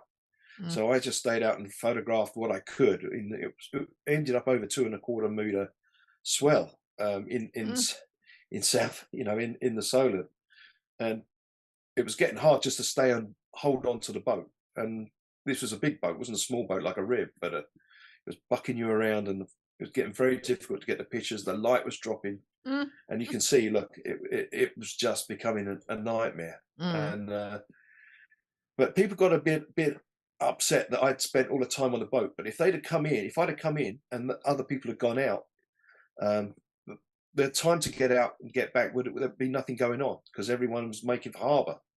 So it upset a few photographers. But So why did you not go back to Cows? I didn't go back to Cows because the next year I went, I had the photo call for Ben Ainsley in London, at the Pool of London, photographing him in his fin outside the Houses of Parliament. And that's the shot. Yeah. And I happened to coincide with me going to Cows. So I decided to save money. I would go and photograph Ben, and then I would go on to Cows, which meant I didn't get to Cows till 1 o'clock, which meant all the book spaces were gone. And so I said, "Is there any chance you can get me on?" And they just basically looked at me and went, "No." So I had to go all the way back home to Southend-on-Sea with nothing in the bag. And I said, they handed me a complimentary pack, and I said, "Well, have this anyway." I said, "No, you might as well keep it. There's no point." So I went home and didn't do it again. Oh. So that's Sir Ben outside. What was the occasion of this? It was basically celebrating his win in the Olympics, I believe, and he was just doing a publicity stunt. I think it might have been for the one of his sponsors. You remember what year? Oh no! I mean, he won 5 medals, right? If you look on the first one, you can actually see on the boom, I think you'll actually see all these wins. Oh no, not on that shot. I've got it on the other. I'll look it up and let you know. But it's great shot. It's quite a unique. It's a unique shot. There wasn't many people, and they were handing out port and starboard socks to everyone that went by. It was a very strange day. Mm-hmm. I still have some pair of socks, and I still and I think I was the only one who got that shot. So it's a great shot. It is for sure. A couple of comments here. Stingray saying, absolutely love the mix between gray and black and white and the color highlights in so many of these photos. And Mary Longpree, who, by the way, is a superb photographer in her own right at Balboa Yacht Club down in Newport Beach. I've known well for a long time. I am enjoying this very interesting show and great photos. I saw and met Graeme during the AC Jubilee 2001 in the Media Center. Very nice fellow. I'm nice. There you go. And Pindar saying, Andrew saying, might have been for JP Morgan when that sponsorship was happening. Yeah, I think it was, yes. And Steve Gruber saying, it's 2:45 if that helps. Is it 2:45? On the phone. I mean, on that tower. Well, it's not. It looks like 8:45. I think it was, yeah. Mm-hmm. Yeah, because I still had to get to Cowes. In fact, if I look in close on this shot, it's Ben Ainsley, JP Morgan. So I think Andrew is right. Let's see that. Okay, reinvention, finding another way to make photography pay. Yeah. Well, there you are. Photographing fittings. I ended up setting up a photograph thousands and thousands of boat fittings. I mean, for chandlery manufacturers, and I had different ways of doing it. I had a mobile studio I could turn up at their factories, and I would literally be given a box of stuff and just get on with it. But the thing is, it all had to be done in a certain way, with certain light, because it all had to go into their catalogue and look exactly the same as each other, but slightly smaller or bigger. That's the road refresher. That was a job where a woman came to me. She said, I need photography. I've invented a dog bowl. I need photos for it. She said, could you do it? And I just looked at this grey thing and thought, how am I going to do this? So I did a breakdown. I did basically a breakdown of this thing and photoshopped it all together. That is a dog bowl? Mm-hmm. That is a dog bowl with a floating top so that it doesn't spill water. In fact, when Bill Clinton was in office, his dog got one. So she turned up and presented it to him. The road refresher for pets on the move. Yeah. But I see. So it keeps the water. I get it. It keeps the water's in the bowl. This part kind of floats on top, and a bit of the water comes up, and then there's a rubber thing, kind of a gasket that holds it all. Oh, geez, Graeme, you involved some interesting things. But the thing was, when it came to payment for that, the lady who'd made a fortune on selling these things, she came to the door at my house and she said, "I don't want to pay you. I'd rather pray for you." Pray? Pray doesn't put food on the table. Yeah, no, pray as in grab hold of me and pray. And she prayed for me, and that was it. She walked away with the photos, and I thought, you know what? If it does any good, why not? Well, Julia, that's what we have to tell the FOSI. Don't pray for us. Send us a Patreon contribution. Help us pay our internet bill. Who's on the Skidoo? Oh, he was some special stunt Skidoo guy who could do flips and spins and things on this thing, and I managed to get a couple of shots of him doing this and upside down and in the spray and basically it was a publicity stunt that I photographed. No, that's a fabulous photo, obviously. I mean, what do I know? But I don't like them. But Graeme, when you take that, is that one of 20 shots or 30 shots that you've then selected the best of the lot? How does it work? I think I photographed 5 shots of it. 5. One of the things is I always tell other people when they want to do photography, if they do a sport, know your sport, love your sport, and know the moment and be in the right place at the right time with the right settings for your camera. Don't think about that once you're there, because it's too late. I would always say, get in the spot, get yourself aiming generally in the right place, and take the shot you want. I never used to go on automatic. I never used to go on basically, firing it all off. My camera could do 13 frames a second, and there was no point, because I still had to edit them all. And yeah, that is so true. Even a something on your iPhone like we do, and you think, oh, I'll take a bunch of these, and for some reason, when the amateur hack photographer that I am, I'm not too bad on an iPhone, but it's always, Graeme, it seems like either the first photo or the last photo is the best. When you I would always say that it's the first one, because that's the reason you took it. You had that moment, and you had that inept feeling that was the thing you must do at that point. And that's often the case, that was why you did it, and there it is. There's no point for the rest of them. There's always going to be something that's not quite right, but because you didn't have that moment. The moment was when you actually initially squeezed the trigger. That's very good advice. Well, I came from film. Graeme Sweeney is our guest. If you're just joining us for about an hour and 37 minutes into the show, it's 14:37 here in San Francisco on Tuesday afternoon of Thanksgiving week. Graeme is live via Zoom. People are asking, why do we have such a good internet connection? And I tell you, it was total luck, because we were literally 3 minutes before we went to air, we didn't have a connection. And we shifted from Skype over to Zoom. It's working pretty well. Thank you. Mm-hmm. And he is in Yell, Scotland, in the most northern reaches of the UK, up closer to Norway than he is really to Scotland, as he explained. Thank you for joining us, Graeme, and giving us 100+ of your favorite photos.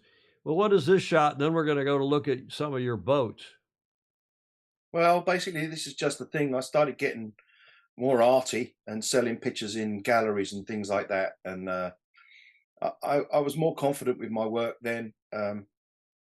Before I retired, this was the sort of thing I was just basically pumping out, sending it to the magazines. But just I was kind of getting to the end of it by then. I was shot out. Well, it's beautiful. Go ahead. I must say, I think it did help me coming from film, because you get 36 shots on a roll on film. It's not easy to change film at sea. Excuse me. And so, you don't fire off a load of shots. Maybe people that come up through digital, they're different to me, but it had to be you compose a moment, and you capture it for eternity, and hope you're telling the same story that you've seen, and portraying what you feel about your sport to the rest of the world. So, yeah. And I'm by no means the best photographer.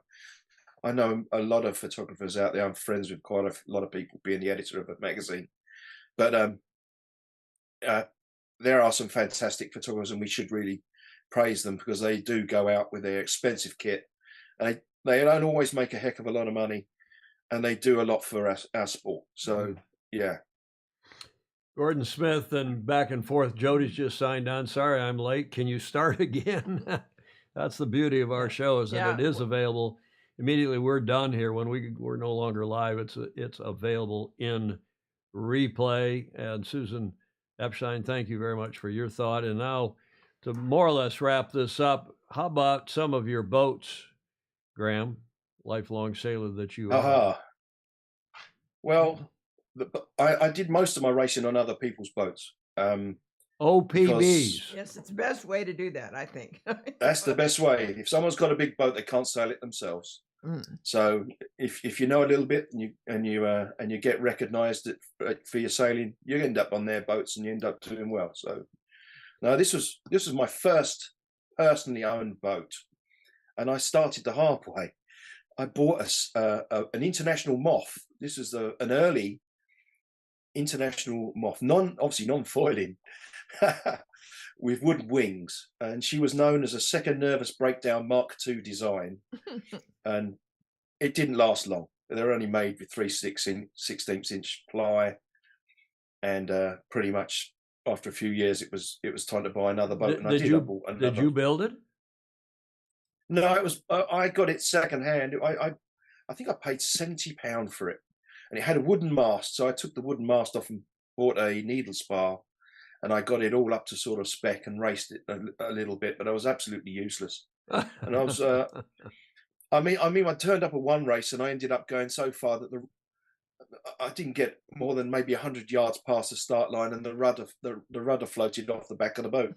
And I spent several hours sitting waiting for someone to come and get me, because I couldn't bring the thing up right. But yeah, that's sailing. You know, you learn the hard way. What is that? A shearwater cat? Yeah, shearwaters. They were made by the Prout brothers, which is if you look at the background there's a little island, and that's Canvey Island. That's where Prouts were made. And they were raced at my club, Lee Sailing Club, and I think I had the last one they had. Even to the point where the gates that let you into the car park are just wide enough to let the shearwater through, and I believe that became the standard size for towing catamarans on national roads in the UK. Is that right? I'm not. Yeah, because of the gate width. Yep, makes that sense. Was my. Yeah, that was a boat I invested all my money in, and called Abu. She was a Condor, and a Mazzotti boat. I don't know if you've ever heard of the Unicorn, the A-class cat. No.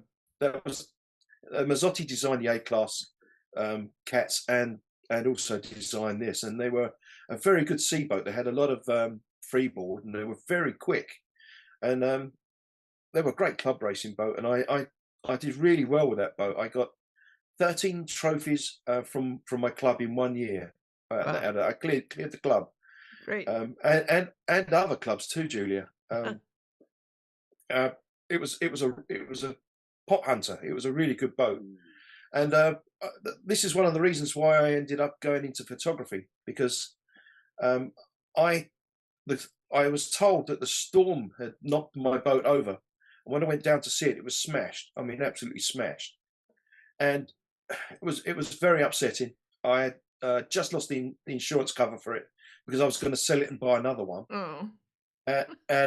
So I ended up with nothing. And the guy who was going to buy it said he didn't want it because it was obviously broken. And so I didn't have this boat, and it was heartbreaking. It sort of cut me off from my sailing. And I only found out. It was basically 10 years ago now, before I moved here, that the boat didn't suffer in the storm. It didn't break in the storm. A couple of my crewmates and mates took it out while I was working and smashed it. And they came up. Let's quick buzz through it. Go ahead, finish the story, please, and then let's buzz through these. Yes, sorry, because there's questions piling in here. Sorry, yeah, but I ended up basically they came and told me out straight, and I forgive them. I said, if it wasn't for the fact that I'd lost that boat, I wouldn't have gone and done other things. So there you go. It all comes around the right way. That was a boat I restored. I always wanted a Finesse 24. I saw them being made while I was in the Scouts in a shed in the middle of a woodland, and this guy would come out with these beautiful like grand piano boats. It's gorgeous. It looks and, like a piano. I bought that, and it was a wreck, and it was in a junkyard. I mean, it was absolutely falling to bits. The engines were out of it, everything. And I restored it over 7 years and put it back in the water. And basically, I loved it. But the thing was, I had to give it away. What's that? A J24? Yeah, that's a J. That's Simply Blue. I used to race J's at Burnham with a guy called Bob Tubbs, and we used to go and race the bigger boats in the winter. And have a lot of fun, and beating bigger boats is always fun. And, well, there's a smaller boat. That's my Finn. I always wanted one of those too, so I had a Finn to play with, and the most beautiful boat to sail. I mean, absolutely. You won't. Yeah. I think similar to the OK class. You won't find a better boat to sail. Exactly, the OK and the Finn, and what a fabulous, look at the lighting on that shot. It's fabulous. This looks like in your hometown. Yeah, this is what I've got now. I've got an old man's boat, I've got a church house lugger, which is a twin-masted sailboat, 19 feet long, inboard or outboard inboard sort of thing. It's got an inboard well outboard, and yeah, that's my next project for next year. That's my new boat that's going in the spring. If I get through the winter, that's what I'm sailing. Well, speaking of your home, we've seen some photos on previous shows when we've shared photos from you, but tell us about Shetland. Well, I came to Shetland to write an article about the sailing because I had a Shetland skiff, a Shetland boat, and I found it fascinating. And when I got here to do the photographs for the regatta, they cancelled the regatta because one of the main characters had died. So they, out of respect, they cancelled it, which I thought was very strange. But I thought, well, I'll take a holiday. So we went round, and I fell in love with the place. It's free. It's no crime. Lovely fresh air. You know, it was all the things that I wanted in a retirement. So me and Debbie, we just decided to say that's it. So we upped sticks. She retired from her job in the city, and I closed the company, and we moved up several times in a van. We signed about a month before we were in, and we were in for Christmas, and we've been here 10 years now. 10 years. 10 years now, yeah. Amazing. Fabulous. Yeah, it's a noctilucence. Fabulous. It's a beautiful photo. place. Is this your home? Yeah, that's Munster Hall. It's Lusseterhuis is an old church manse, but it was owned by a guy who was a book writer who wrote many books on Scotland, and he tried to turn it into a castle. So I've got a castellated wall all the way around the house, which that was his folly, and we've had quite a few famous people live here now. Bobby Tulloch was one of the famous guys. He's a bird watcher, and yeah, he was a good photographer too, and he's very well respected. So there's been a lot of people come and go from this house. Well, this is also, as I texted you and sent this, I asked you if this indeed was your home, because I used this on the not the cover shot, but the sub cover shot, the third slide of the show. And I just love this shot. You're my favorite of your non-sailing shots. In Shetland, they call it the Merry Dances. And it's basically, they believe there's dancers across the sky. And that's the Aurora Borealis. That's not any post-production. No. That's it. Obviously, the camera sees it brighter than the eye. But what you'll see is like sugar dusting. It's like someone standing above you shaking a sugar duster. And you see the little waves of it coming down toward you in slow motion.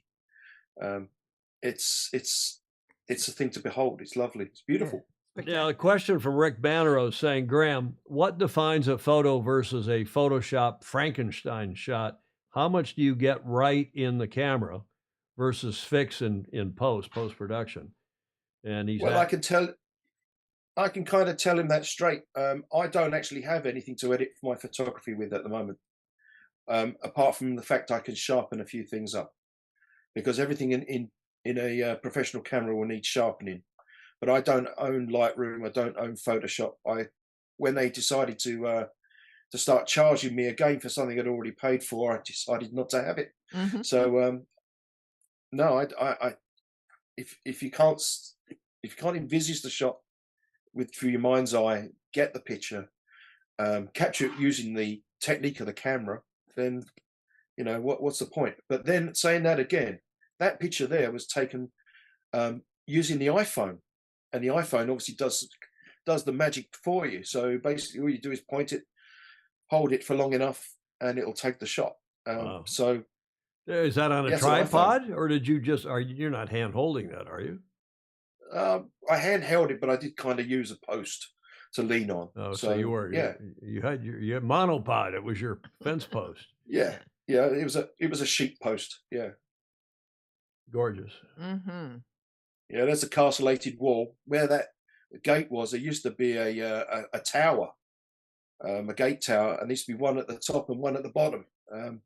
But they'd been deemed unsafe and were removed. So, but the problem with that is it's now been designated part of the Grade B listing of the house, because the house was built 1800.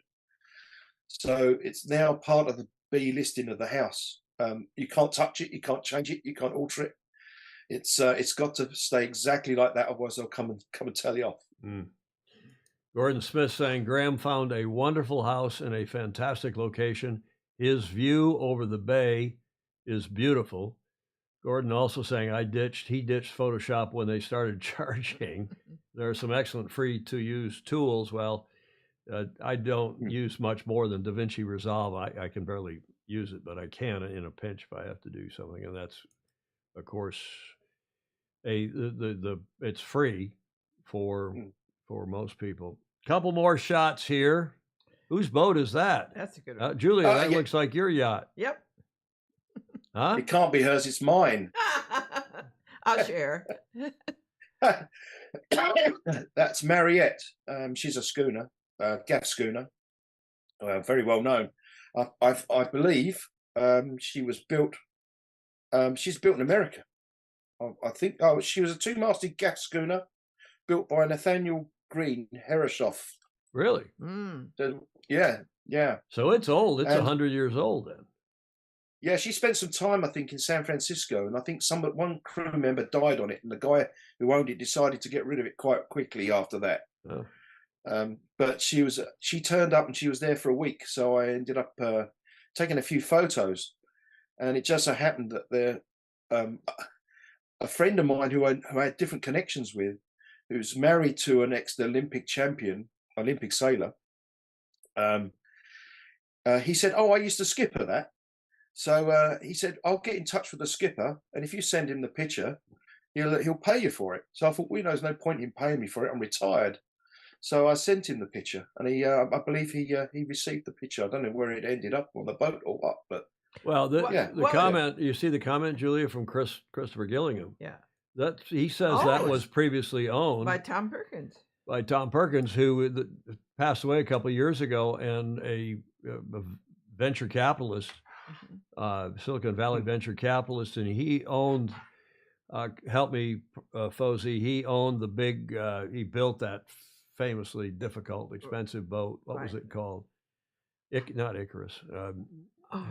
He owned Marriott, but not. Oh, David James, who would know, said he owned Marriott, but not that one. Okay.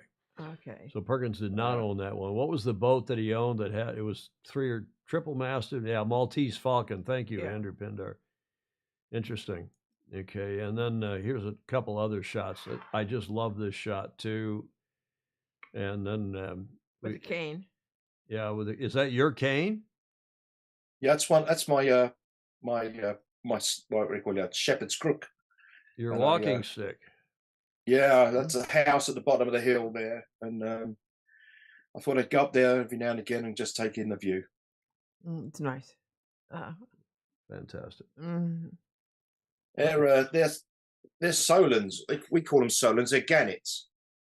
And there's been the flu. The birds have all got this bird flu. And we've lost over half of them. Oh wow! And at the moment, we can't get on our beaches because the beaches are full of these dead birds, and apparently the virus lasts for over 2 years in their corpses. So they're gradually picking them up and taking them away. But it's been devastating for the bird colonies on the island. And they're a beautiful bird. Yes. One of the things is, if you look, they've got a blue eye.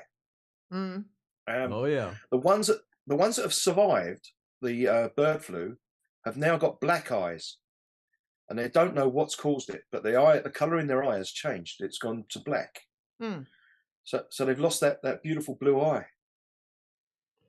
I don't know if all of you watching this, we're doing the show in 1080p and broadcast HD, but here I've got a 4K monitor, and I can't tell you just how beautiful these photos are. There's another one, spectacular photo that looks great here on the 4K monitor, and it is Gannett. Yeah, Shetlanders have Shetlanders have their own names for every different bird and animal here. It's like learning a new language. So that's a Solent, and everyone else would call it a gannet, but yeah, it's a Solent.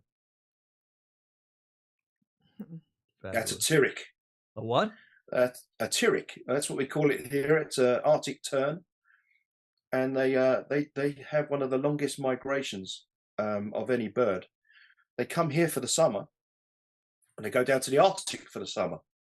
So they fly all the way. What's this? That's a puffin. Puffin. Or as we call it a Taminori. And as anyone here can actually say what a Taminori, how it gets its name, because it's an interesting way. It's strange why they call it a Taminori, but why do it's they? a puffin. But why do they call it? Well, the thing is, have you ever heard of a tam o'shanter? Yes. Well, the tam o'shanter is a hat, yeah. And I think Burns wrote about the tam o'shanter, didn't he? And for some reason, they call it the clown bird as well, but I think it's got something to do with the colours and the hat. So a Taminori, I think, has something to do with the fact its hat. It looks like it's wearing a hat. Thanks. Beautiful. There's another beautiful beach shot there of Shetland. That's a true treasure island. That's St Ninian's Isle, and that's what's known as a tombolo, which is a sandbar which runs between. A lot of our islands have sandbars. You can walk out to them at low tide. But they found a silver hoard buried in one of the old chapels there, and they still don't know why it was buried. But yeah, it was a big, probably the Vikings. As they get everywhere. David James will like these shots since he thinks that the Shetlands are on loan from Denmark. They probably are, yeah. Well, the thing was, they came and married their princess was so ugly that they had to pay Shetland as a dowry to the English to the Scottish prince. You see, so if they'd have come up with a better looking girl, we may still be with Denmark. What's this boat? What kind of boat's this? These are the traditional fishing boats that were in the early days that Shetland had, and they're called sixereens, and they would go over 40 miles offshore and fish. They're an open boat; they don't have any buoyancy, and they would go out and fish these things at night and come back in the day if they could. Hardy people, and there was a lot of disasters, and this shows you the evolution of Shetland's boats, really. The best person to talk to that is my friend Mark, Dr. Mark. He's just written a book on all this, and Shetland evolved its racing in a totally different way. It came from the sailing of the working boats, because there weren't any roads. So because there weren't any roads in Shetland, people travelled by boat, and then people got cars, and then they thought, well, what am I going to do with a boat? Oh, let's have a regatta every year, and they started racing them. So they started getting bigger and bigger rigs, but instead of having their own designed rigs, because there wasn't a lot of money, they would buy second-hand, or they'd buy Star rigs or Flying Dutchman rigs or International 14 rigs, and they would fit these things to these boats. Is this a museum, or is this in your home? Where is this? This is in Lerwick. Yeah, this is the Lerwick, in Lerwick. The museum in Lerwick. Yeah. Okay, good. What are these boats? They're the same thing, but they're one of the split classes. This is the square rig version, and then there was the Bermudan version. So this was more the traditional. If you look, it's still got a yard like a Viking longship. Yeah. But it's a peaked yard, so therefore you've got a leading edge, so you can actually get it to go to windward. And they used to race these up in the 70s, and but they didn't have the RYA or any governing bodies. They just pretty much had their own clubs and got together and raced. And they're still racing. That's the way the world should run. You don't need governing bodies. You get people together and you have an association, right, Julia? And you figure out your own rules. You figure out your own fun. It all happens over the bar. And resolve any problems over the bar. Yeah.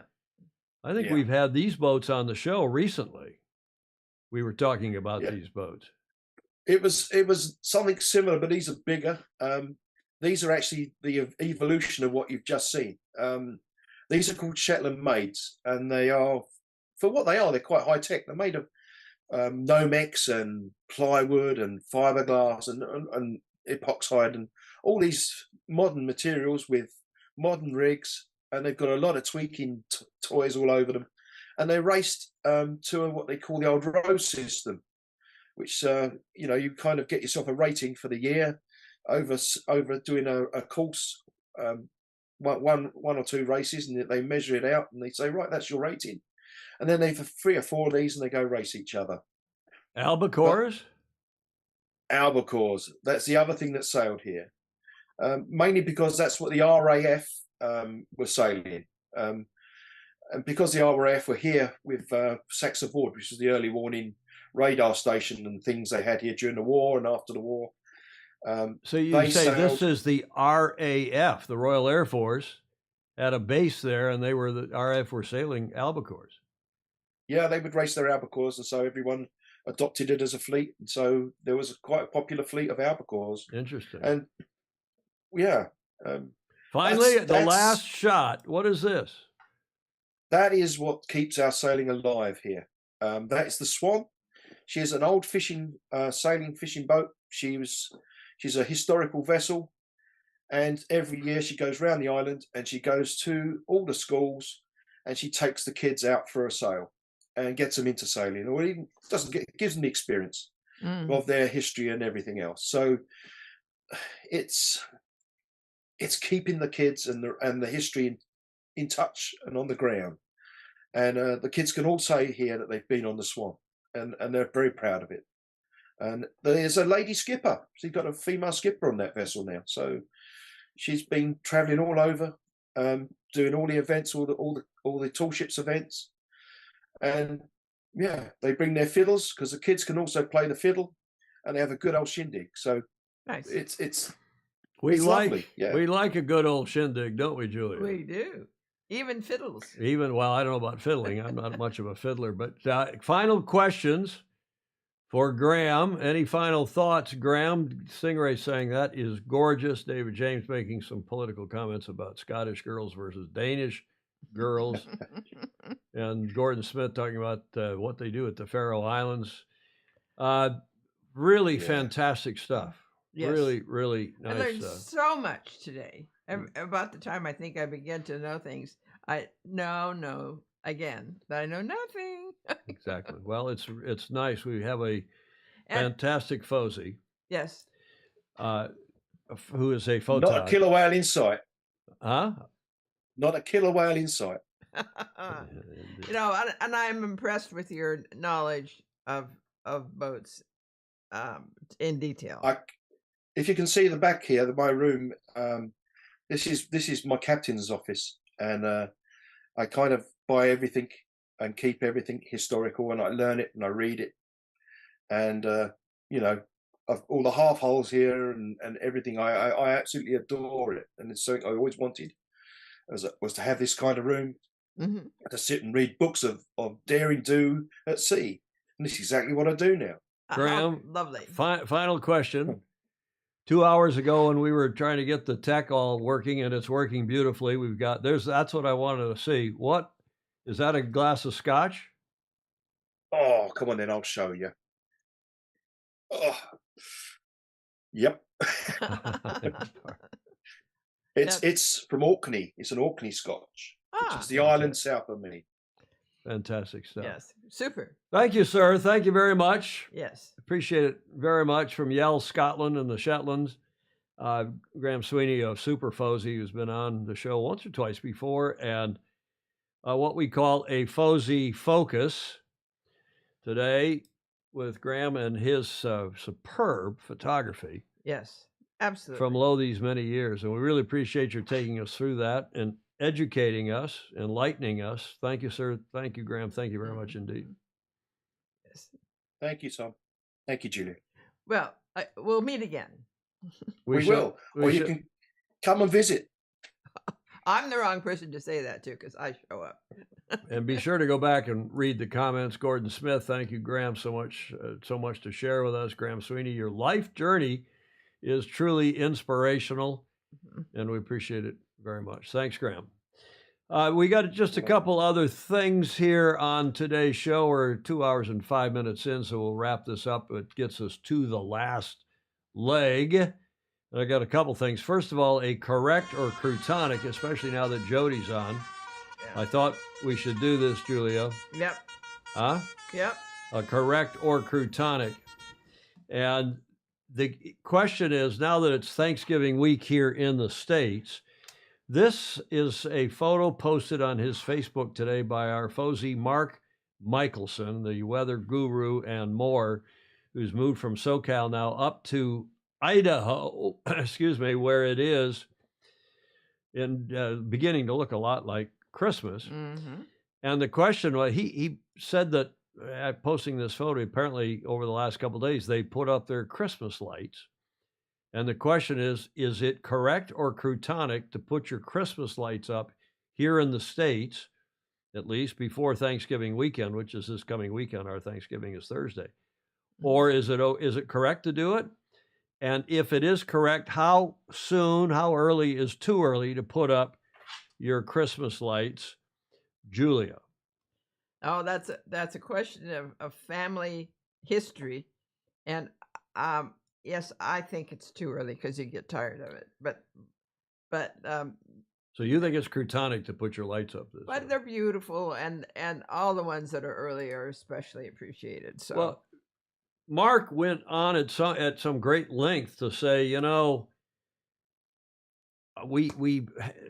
it's up here, it's snowy and it's wintry, and I have to have the professional company put the lights on. I can probably put them on, but taking them off in January is really, it's dangerous. So you get the professional company. So they're so busy that they start putting them in such great demand, they start putting them up in September and take them down whenever they take them down. Of course, you don't have to turn them on if you don't want. So he was making a long apology.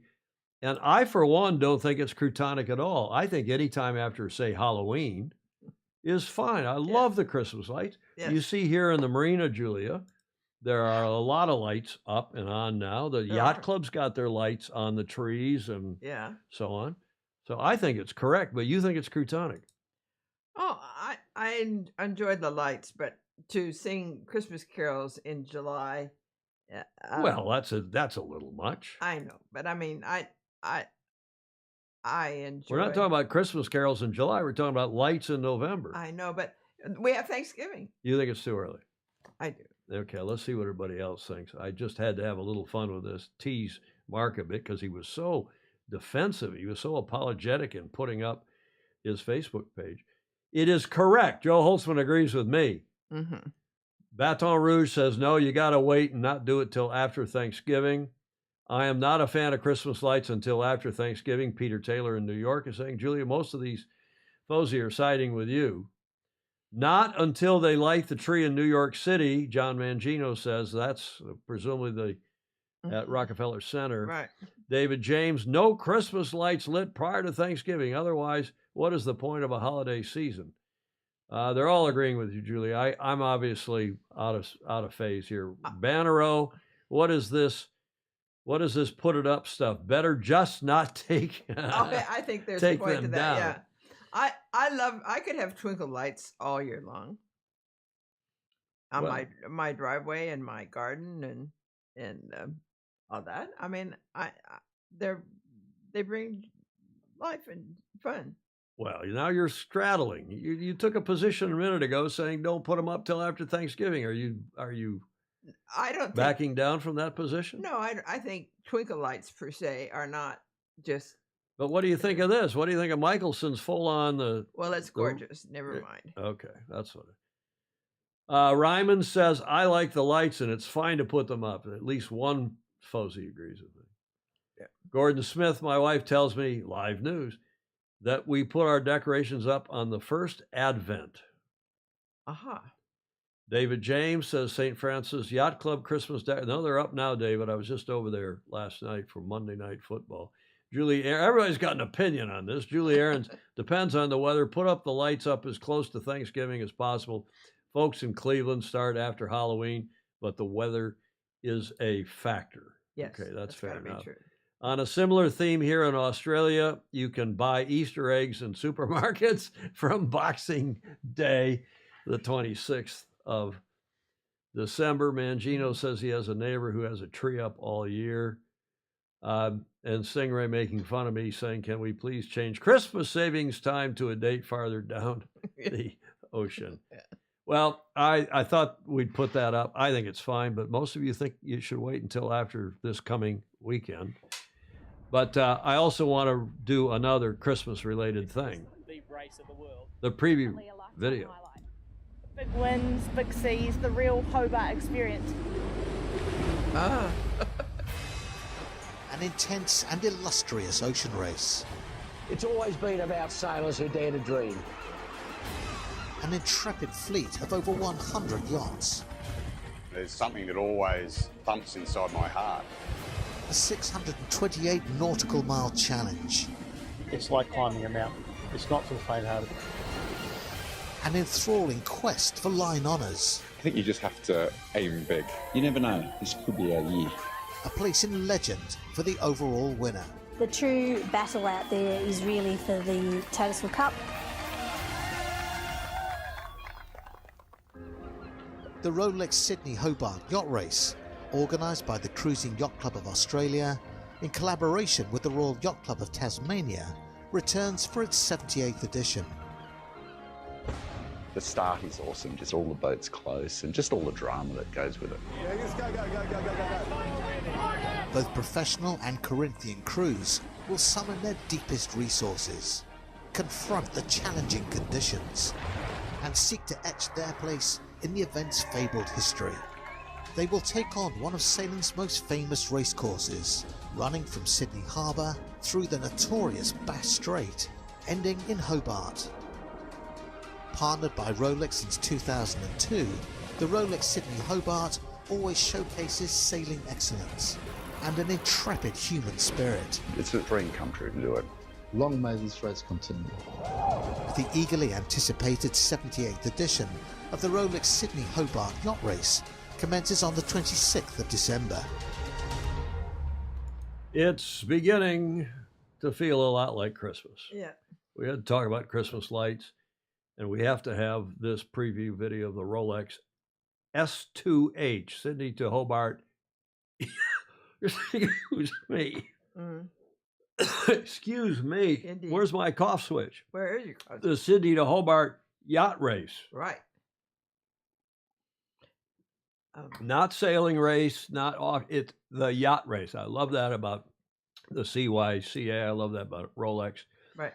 And that race is coming up, of course, on your Boxing Day Down Under. We will be live on our Christmas night, as usual, covering the start, and have a watch party, and we'll stream it. We'll have a watch party and stream it. Yeah. It will be fun, won't it? Yeah.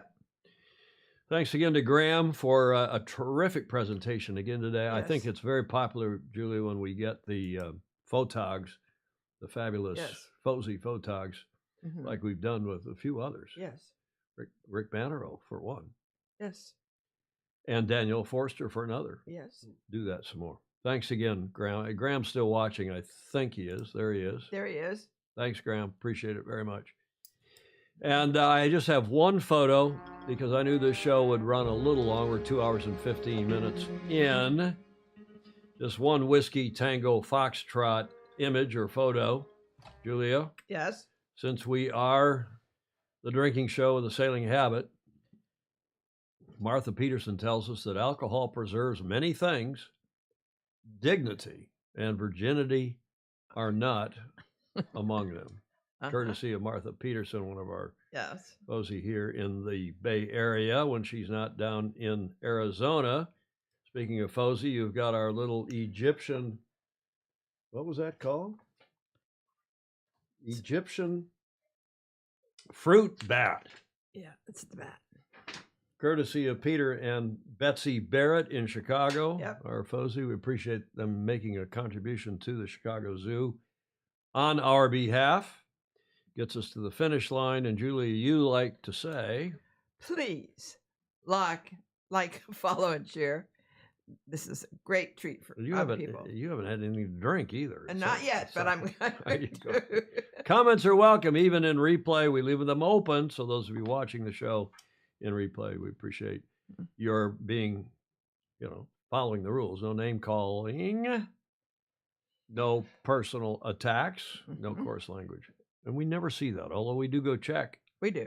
Thank you for those of you who support us via Patreon, patreon.com/join/Sailing Illustrated.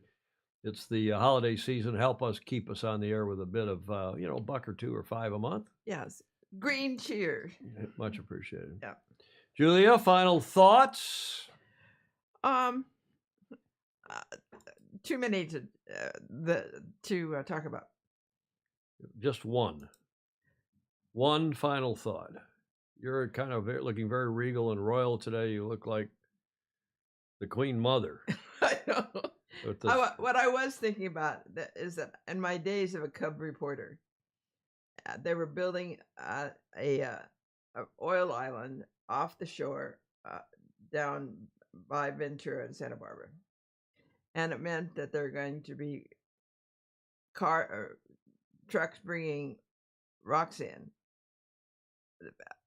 48 hours a day for 3 years. Long time. And everybody was so curious about it, and you couldn't really see it.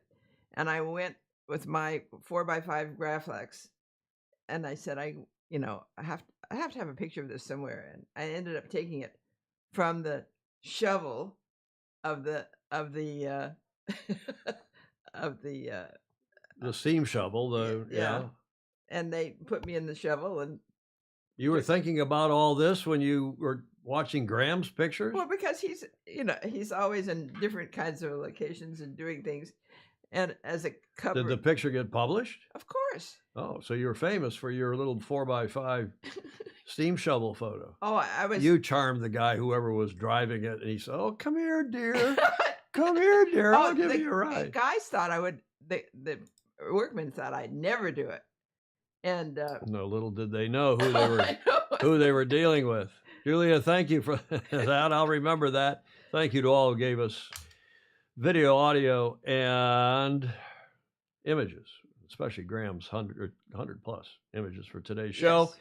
Yes. We hope you have a great rest of your week. We will do a show on Friday. Julia is not going to be here. She's taking a well-deserved day off to go up. In fact, a few days off to go up to her cabin or cottage, her home up in wine country in Calistoga. Mm-hmm. And I will be here holding down the fort on Friday, God and the internet willing. In the meantime, on Thursday, we hope you all have, if you're celebrating it, have a very happy Thanksgiving. And Julia, you too. Indeed.